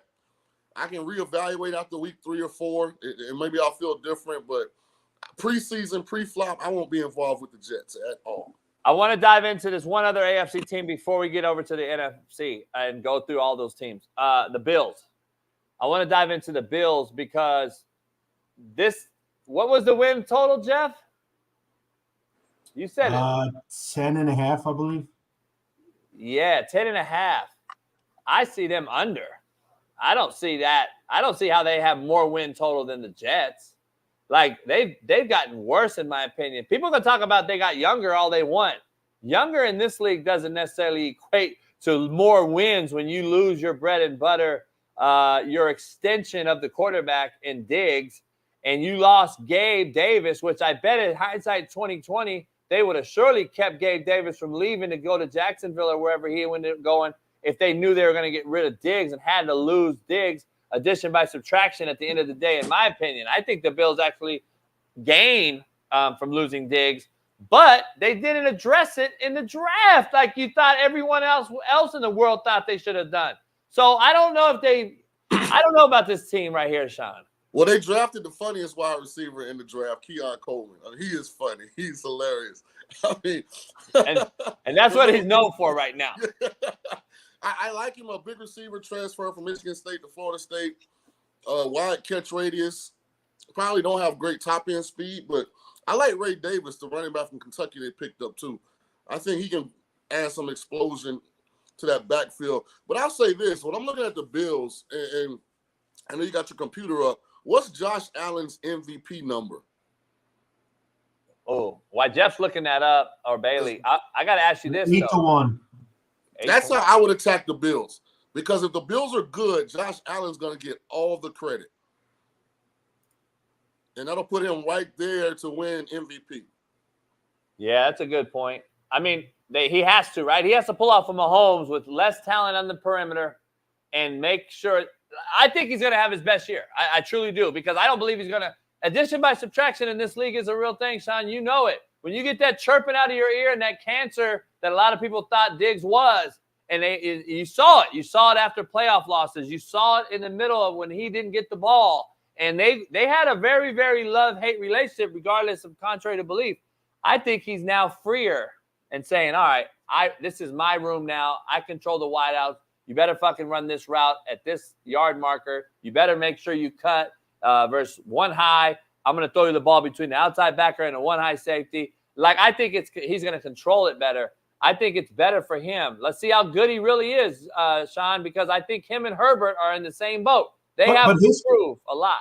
But history has showed us without high-level receivers, he is not a real strong NFL quarterback. That said, that was early in his career. He's learned a whole lot. But we do know he has turnover problems as it is, and he no longer has Stephon Diggs and Gabe Davis. And look, Keynan Coleman's cool. He's funny, but I like the kid. You know, he has got a lot to prove. He's a rookie. He's never played it down in the NFL.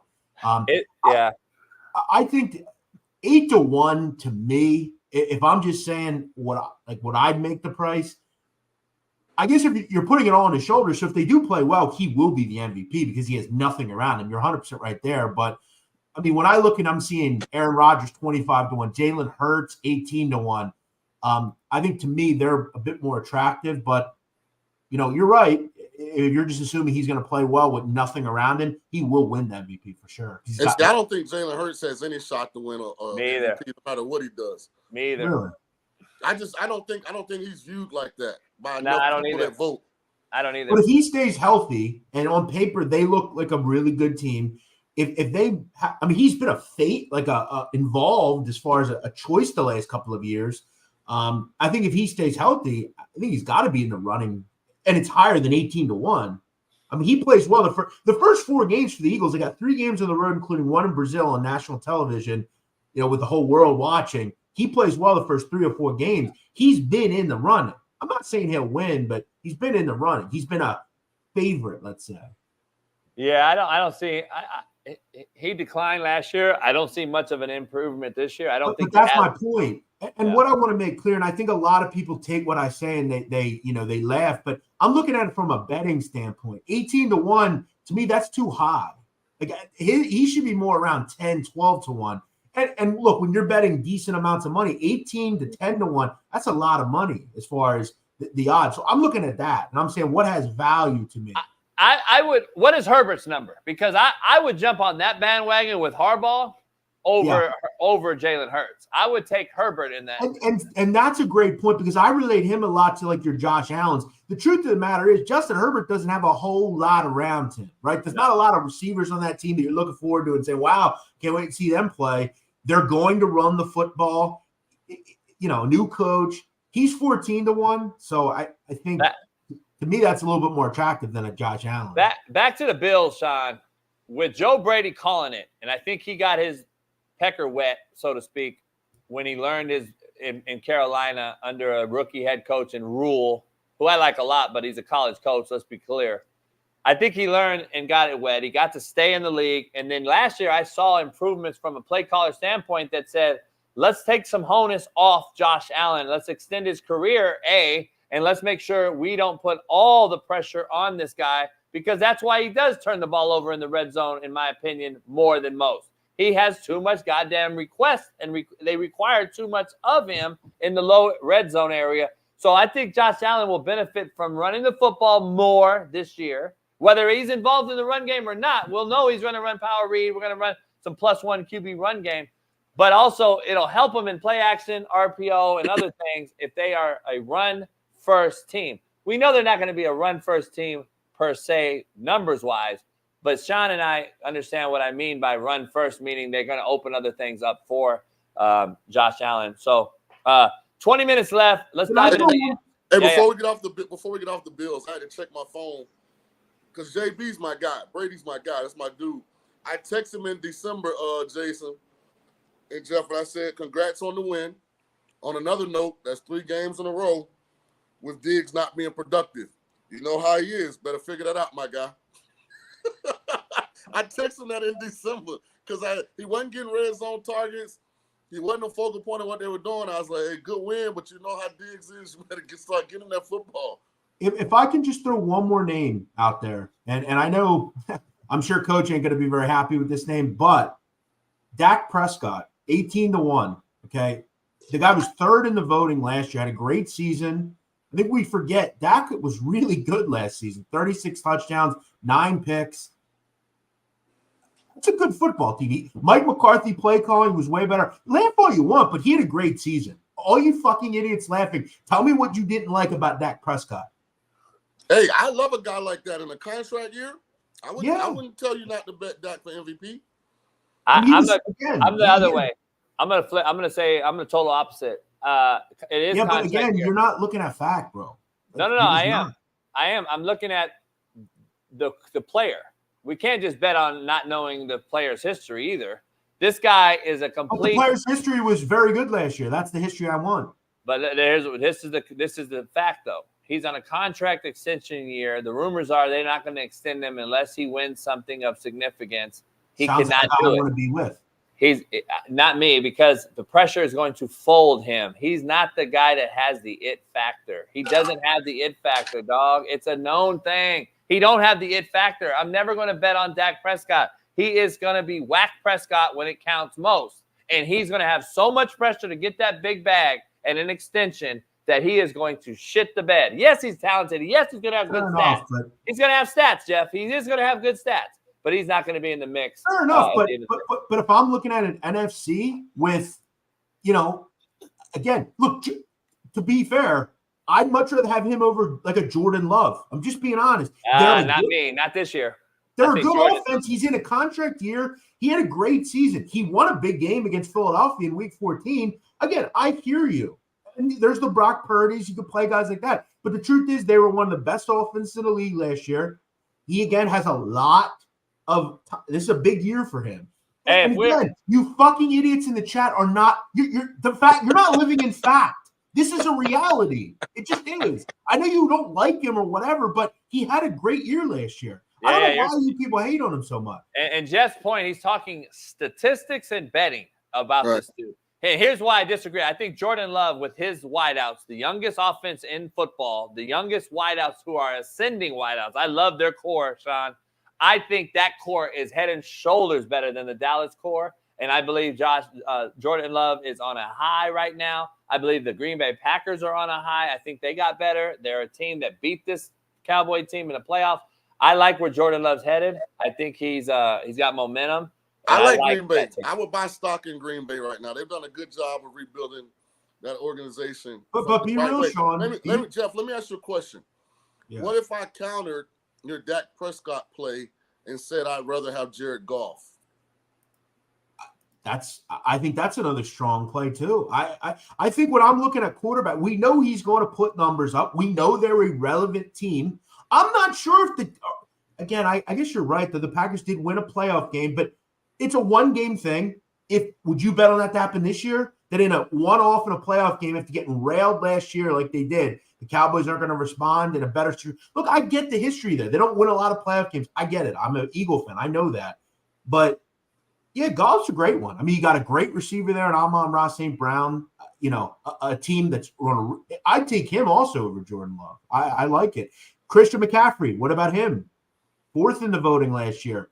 We know he's going to put up massive numbers on a really good team, and he didn't win it because he wasn't a quarterback. That's the truth. That's why you can't bet him either. That's the problem.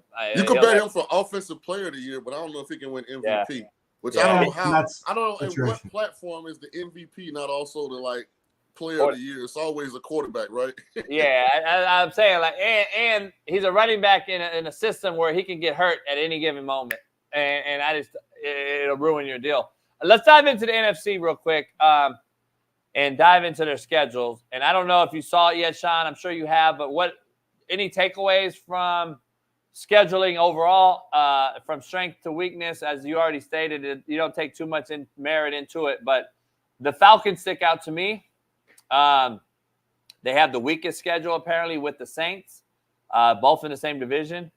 But if Kirk Cousins goes down, I said yesterday the GM's going to look like a genius because the backup that's going to come in is going to be someone that these other teams don't have. And Michael Penix, who can spin it, athletic, gifted guy that can extend the play. They'll get used to the left-handed ball and they'll get used to the play calling on the right hash. But at the end of the day, I believe this team has a shot to win 10-plus games and be a playoff team. I think so. I think this year is going to be about 2 players for the Falcons. We're going to find out, are Kyle Pitts and Drake London big time? Are they prime time?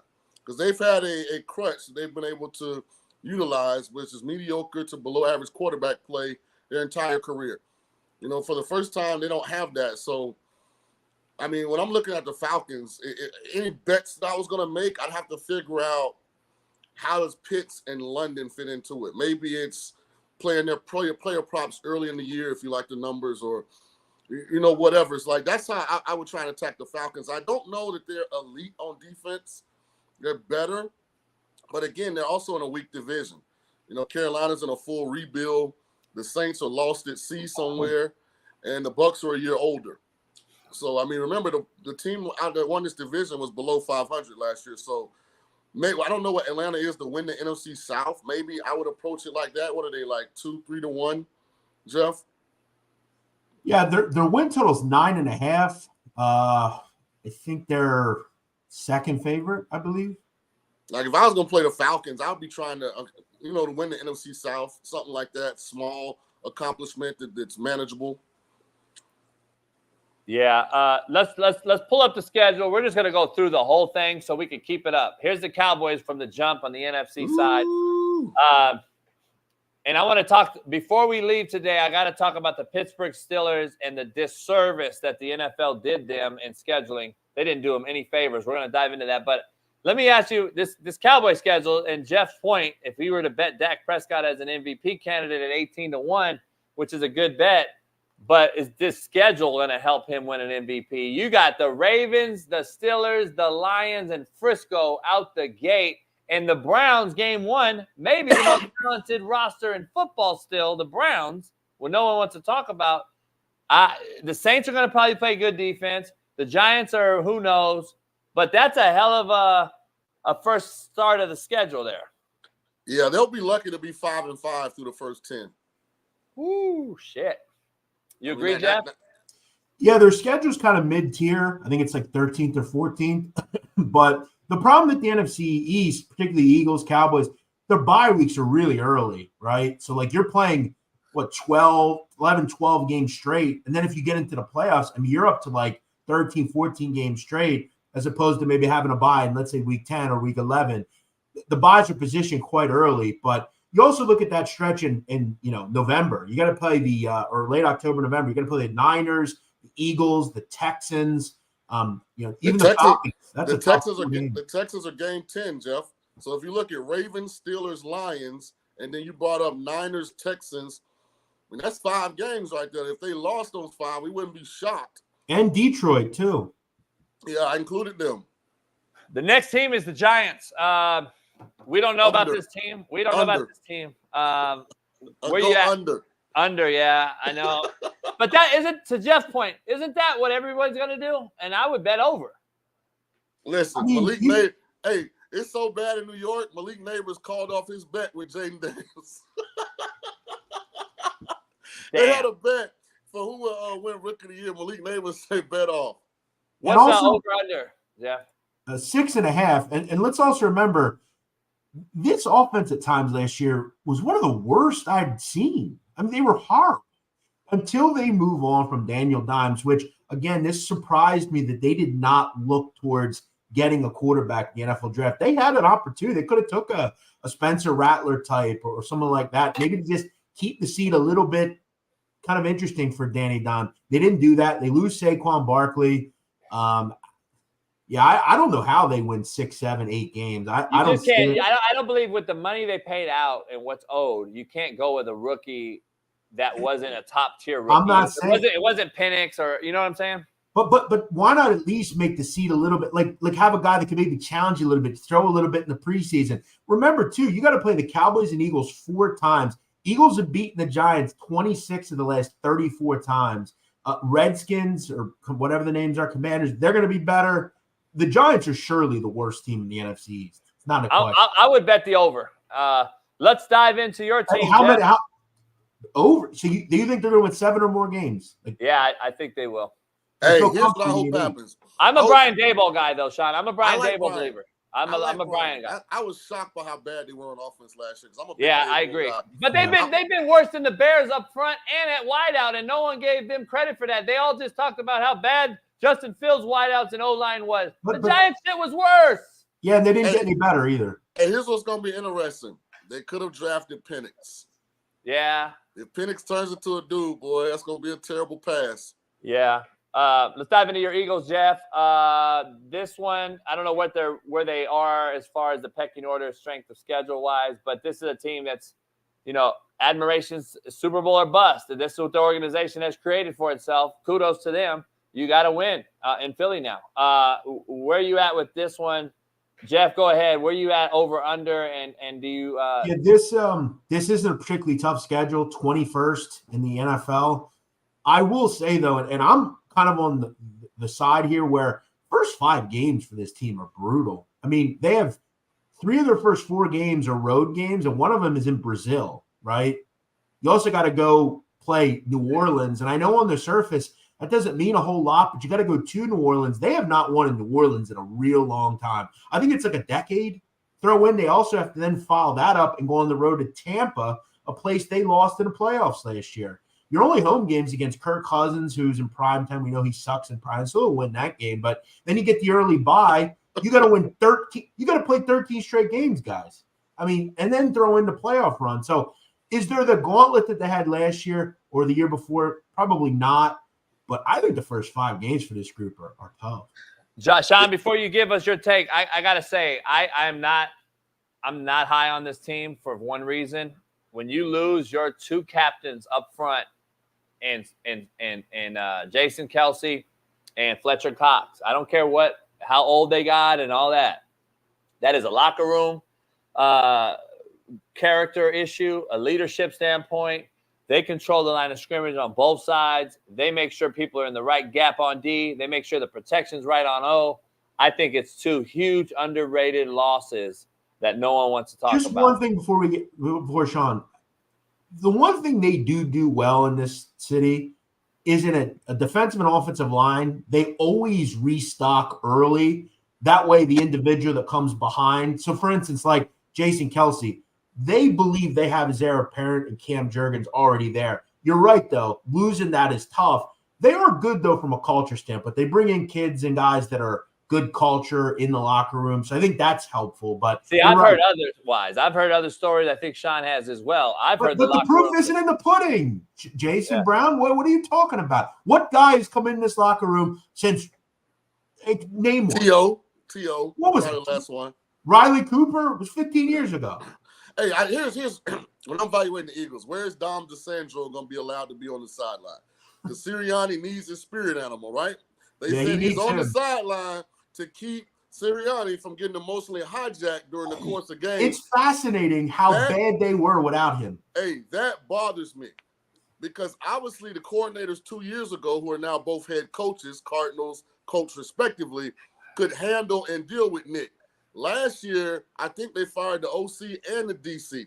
So now we got two new people sitting in those chairs. Well, they actually fired 2 DCs. Remember Matt Patricia as well. Right. So much of their success to me revolves around, can the coordinators deal with Sirianni emotional unevenness? So that's just something you won't know till we get into the season. And you could tell last year it impacted the players. Bad body language across the board, especially on offense for the Eagles. This is why I gotta help my boy Jeff out.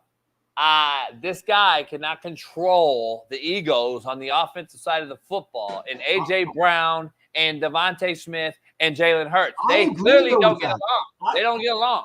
I was pounding the drum they should fire Sirianni alongside the 2 coordinators. The thing they did, though, is brought in very solid, names that Kellen Moore and Vic Fangio, very solid, right? Fangio has a great history in the NFL. A lot of defenses are built off what he's done. They definitely made the right hires. But I would have got rid of Sirianni. I agree with you there.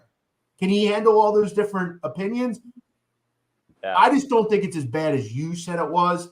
But we did see AJ have some issues. Jeff, he has a spirit animal that has to be on the sideline to keep him controlled. Yeah. I'm not a Kellen Moore out there. I don't believe in Kellen Moore, just FYI. But we'll find out. Next is the Washington Redskins, Commanders, whoever, Feathers, whatever we want to call them. This is a team that Jeff and I are both, I think, trending towards favoring. Yeah. I actually like what they've done. I know you do not like the loss of Sam Howell. You were high on him. I like this defense. I like McLaurin. I like the fact that they can run the football and stop the run. I like that when you're young at quarterback. So where are you at with this? I'm a big Jaden Daniels fan as well. I just thought organizationally the assets they could have attained by trading out of 2 and keeping Sam Howell were significant. Having said that, they slightly upgraded the offensive line, which was the worst in all of football last year. And I still don't know if they can rush the quarterback. I'm not a big Chase Young fan, but they lost him. But to me, trading Montez Sweat was a significant defection from that defensive front. So they still got the 2 defensive tackles there, Payne and drawing a blank on the other guy, but they're pretty good. But I wonder, can they rush the quarterback on 3rd down? And that secondary needs improving. Yeah, I agree. Jeff, you're high on this team. Real quick before we move on, go ahead. I am high, but the trenches are the one real concern here. I mean, 26 last year in sacks per game on defense. He's right. They just didn't get to the quarterback, and you lose Montez Sweat, as he alluded to. I do like the offense, though. I think they can move the football. I'll throw the name Luke McCaffrey out. I love what he did at Rice. He has the bloodlines. He's a kid that can give you, I think, something in the slot. That said, to put them at the same number as the Giants, insane to me. I just don't see them both on the same level. I think the Washington Redskins are an 8-ish win team. I don't have much issue with that. They also get to play Carolina and Arizona and Chicago and Pittsburgh. There's a lot of teams that aren't great in that schedule that I think you can grab some wins on. Are they going to get to the playoffs? No, but I think they're an 8-ish win team. All right, next. Who's the next team up? Real quick. The Bears. The Bears, class of 24. I'm not high on them, Jeff, Shaun. Just not. They weren't just one quarterback away. This team needed assets. This team needs a lot from inside out. They got better, yeah, wide out wise, skill wise. It's pretty on the outside, ugly on the inside, right? Those are the broads they say keep away from. They're pretty on the outside, ugly on the inside. This is who I say the Bears are. They're pretty on the outside. They're ugly up front, and I just don't think they got better. Their defense did trend upwards towards the end of last year. They got better. But did they address any glaring needs on that side of the ball? I don't know. Rookie QB that I'm not high on as many others are. I'm going to go under. Let me say this. How in the hell do the Bears get a home game to open up every season? Like every season, they're at home in week 1, and they generally win. So what I imagine will happen is Will Levis and Caleb Williams will be in a shootout as the Titans come to Chicago. Chicago will win it late, and they will anoint Caleb as Rookie of the Year and the Bears as a Super Bowl caliber team. And then reality will strike as they face the Texans, Colts, and Rams, and I think it'll be downhill from there. So what is their win total? Let me guess. It's 5? Way off. 7? 8.5. No. 8.5. Fuck. Yeah, I'm going under. They got to prove to me they're above 500 club. They've improved. I give them that. Listen, I think they surely improved. But here's the major elephant in the room. They were 25th or worse in both sacks allowed and sacks per game. Okay, the trenches, i.e. they weren't good in the trenches. That's what we need to know. So again, it doesn't matter how many weapons you add. It doesn't matter how big quarterbacks you've added.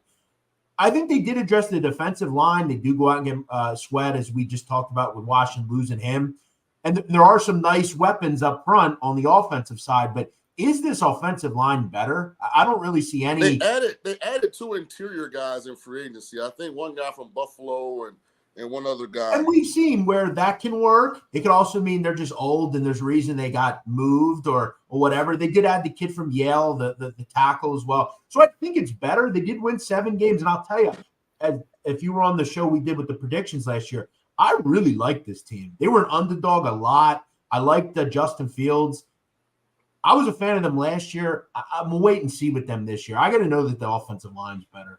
I'm making a prediction, Shaun. I said it yesterday. Caleb Williams is getting pulled. No chance. That motherfucker's getting hater, pulled. bro. No chance, JB. That motherfucker's getting pulled. Listen, if they bench Caleb Williams, the owner will fire everybody. Subsequently the next day. They're gonna regret and eat crow that they got rid of Justin Fields. This team's gonna be fucking 2-9, and they're gonna pull his ass late in the year. Now I'm not saying I will say though, but he's not getting benched under in any terms of circumstances. the 8.5, I do think that's about right. They did win 7 last year. I might have put it at 7.5, just a small market improvement. 8.5 seems like a decent number, though. I think there. The Lions are next. Before Shaun get out of here, the Lions are next. This is a guy that I would never bet on anything that Jared Goff touches late in the season or any meaningful game. That motherfucker's a hype.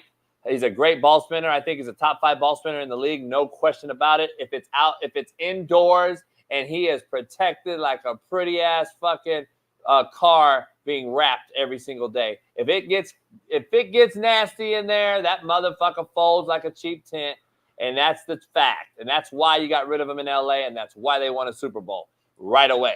This guy does not perform in big games, and it is what it is. They paid him all the money. They better fucking win in Detroit. I'll tell you that much. I think they have a down year compared to last year. I don't think they go to the Super Bowl. That's what they would have to do to have a better year, right? Well, JB, to your point, this is why I like Detroit. They get Green Bay in early November this year. The only cold weather game they have from Houston, hold on. In the last 9 weeks, the only cold weather game they have is at Chicago on December 22nd. The rest of the games are either home or they're at San Francisco and at Indy, which is indoors. So late season, he gets exactly what you said he needs. He's only got one inclement weather game. That's going to be the Bears. So the schedule guy was real favorable to the Lions. Yeah, good point. I don't know. Next I is like Green the Bay. Lions. I like everything about the Lions. I like their code. I like the nitty. I like the grit. Yeah. I like Detroit. I like the black and blue. I like all that. I'm not a believer in that guy late in games, not in big games. Hey, he'll look pretty as fuck. He might be the leading MVP candidate through 10, 11 weeks. He might be the hands-down MVP candidate, and that motherfucker will choke it off in the playoffs. The Packers, where you at, Jeff, with this team? I don't know where their strength schedule is. I am a believer like Shaun. I like this team, the way they're trending. It's going to be clearly them in Detroit in this division, I'm sure. Minnesota, we don't know about. Chicago, we don't know about. But this team we do know about. They're the youngest team in football. They have the youngest, most explosive wideout core, in my opinion, as far as a young group. They may not be the best 3 in football, but they're, as a core, 5 or 6 guys, they're as good as anybody. I like this Green Bay team, even though they did lose Aaron Jones. They added Josh Jacobs, though. Yeah, Good they added point. Josh. Definitely a bell cow guy. Tough schedule, though. 4th in the NFL as far as tough. Very, very tough. Young team. I gotta be honest, though. I don't know how you can assume that they're not going to take a step back. You believe the Lions will? Yeah. I do, because I'm both of them went decently far in the playoffs. They both won games. Yeah. I'm not a believer in golf. Yeah. Yeah, I don't know. I think golf is, I'm more along the lines of where Shaun is. I think they're a really good football team. The secondary is majorly improved as well. They go out and get 2 kids who I thought could be first-round picks. One of them surely wasn't. Terranaudo might be the best actual corner in the draft. Enos Rickstraw, another guy. I think they're a group, Detroit in the secondary, they got better. But, yeah, Green Bay's exciting. That game first out of the gate can have a big opportunity there in Brazil in front of everybody. I'll say this. The NFC North has a chance at the end of the year to be the best division in football. If McCarthy can utilize those weapons in Minnesota and Chicago as good as people think they are, we know what Detroit and Green Bay are. What are these guys going to do at QB, though? Is it going to be Sam, or is it going to be the rookie? Listen, I'm going to believe if you draft a quarterback top 10 and you play Sam Darnold over him, you're a damn fool. I think Sam Darnold's better than everyone thinks. He just hasn't had a fucking shot because he's a bad organization. I was with him in Carolina, JB. Kind of an odd guy, Kind of quiet, don't say anything, kind of. Yeah. Not bad, but just odd, Like, I want my quarterback to be the personable, guy. to interact. Yeah, like that's. I'm not high on Minnesota this year. I'm just not. I'm not a believer in the young head guy. I don't think when the shit hits the fan, he can get out of it and clean himself off. I don't think he is. I just don't think he can do it yet. I don't think he's learned enough yet. He's just not experienced enough with that roster. That's kind of a tweener roster. It's not loaded. It's not shitty, but you got some great pieces. Of course, the glaring one is at wide receiver. But other than that, you lost your quarterback who was the glue to that team offensively. And I thought when they lost Thielen, you saw a drop in offensive production from Kirk Cousins. And then he got hurt, and then the rest is history. So I don't know what they've done to, Addison's great. I like him. I liked him as a rookie last year. They got 2 great wideouts, of course. I like their tight end. We'll see. We'll see what they do. Atlanta, we already discussed. Here's a team for you. Where you at with this team? Better or worse? Carolina. How can they be worse, JB? They had the number 1 pick in the draft. You can't do any worse than that. I'm saying we've seen it before. Look at that. Look at the Indiana Fever. Look at Caitlin Clark's motherfucking ass got about 50 last night. They got worse. Hey, listen, it's gonna be a long season for CC, boy. Ooh. What do I know? I don't know, man. I want Carolina to be successful because I really hate that Bryce Young was put into that situation. But can we really trust the owner not to overreact? They get off to a slow start. Like, who knows what Tepper's going to do? They couldn't be worse. I love Xavier Legette. They added him, with their first pick. They added Jonathan Brooks, the running back from Texas. If he's healthy, I think they tore an ACL or something last year. So, they can't be worse than they were last year. That's all I'm going to say. Are they a threat? No, I don't think.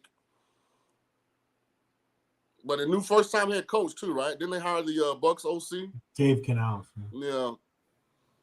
Yeah, Dave Canales, who coached with me out here in California, was a GA and a walk-on coach with Pete Carroll. Pete hires him in Seattle. The next thing I know, this motherfucker's a coordinator in Tampa Bay. So it is crazy. He was an OC at Torrance High School here in L.A. and then El Camino Junior College. So, this guy has transcended. It's all who you know, brother, and who knows you. I heard good things about Canales. I heard he's a good dude. Yeah, he is a good dude. New Orleans right here. Another team. Trash. Because you know why? Their quarterback is fucking trash. You know why? Because he's the same guy coming out of the same cloth as Jared Goff. Both of them with big-time arms, great ball spinners that just can't get out of their own way, dog. They don't have the it factor. Jared Goff and Derek Carr, in my opinion, are very, very similar. Can spin it with anybody, can throw the ball, make all the throws, good enough feet in the pocket to extend plays, but just don't have nuts and guts in that pocket when it counts. Either one of them do. And I think the Saints are, again, another overrated team, in my opinion. I just think they missed their window. I think their window was Sean Payton's last year and a half, and they missed it, and now they're kind of stuck. I'm with you on Carr. I don't think he's a top guy at quarterback. I do like the Fuaga pick, the big old tackle from Oregon State. I think that's really good. They got Kool-Aid McKinstry in the second round. I mean, they got some weaponry down there, and again, it's the NFC South, so if you can get around the 500 mark, you're probably in contention to win that division. They're what the kids would call mid. I think. Mid. Let's wrap it up with the Bucs and the last few teams here real quick for Jeff and you get out of here. Here's the Bucs. Super Bowl, baby. I can't even see that. I need a fucking magnifying glass to see that. Yeah, it's fucking horrible. Some of these schedules, by the way, it created the NFL is absolutely destroyed. Like, just put the damn schedule out. Do we need this stupid photos in the back? Just put the damn thing out. I don't get it, man. It's crazy. Now they're doing social media. Where you at with this Bucs team? I think they again, if you think New Orleans missed it, I think these motherfuckers missed it. And you're a former QB for this franchise. And listen, I love what they did with Tom and winning it, and I love Bruce Arians. I'm not sold on what they've done. They got older on defense. I'm glad they did keep the staples at linebacker, but they got older. And offensively, I love Mike Evans. I think he's the most underrated wideout of all time, possibly. I agree. But Baker Mayfield, it's playing dice, dog. We're shooting in the craps in the back alley in the hood with that motherfucker. I don't trust him. Here's what I'm going to say. The South is winnable.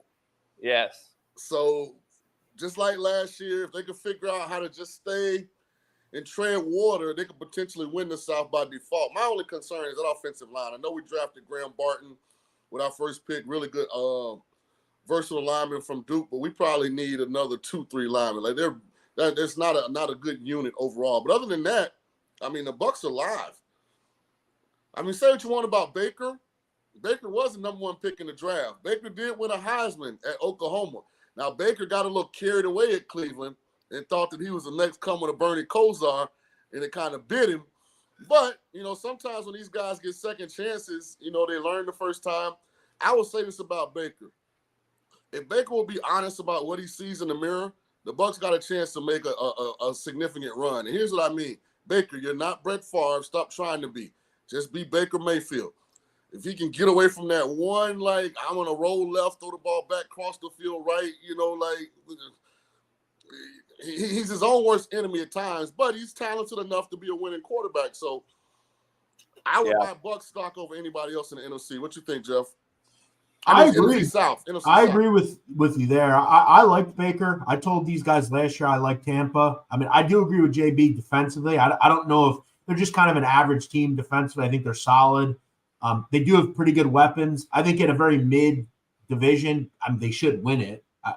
Carolina's horrific. Saints are messy. Yeah, I don't have any issue with Tampa. They did run into the Eagles, who I feel like me, JB, you, and 7 or 8 listeners could have beaten. So. Yeah, hey, I like Atlanta still in that division this year, though. I'm going to throw on record and say that. I like Atlanta out of that division. Hey, man, I appreciate you guys staying later. I know you guys got shit to do. And I'll end the show alone. I know Jeff's got to get out of here. Appreciate all you guys. You got the Knicks tonight, Shaun, you said? Absolutely. They're closing it out, baby. Jeff?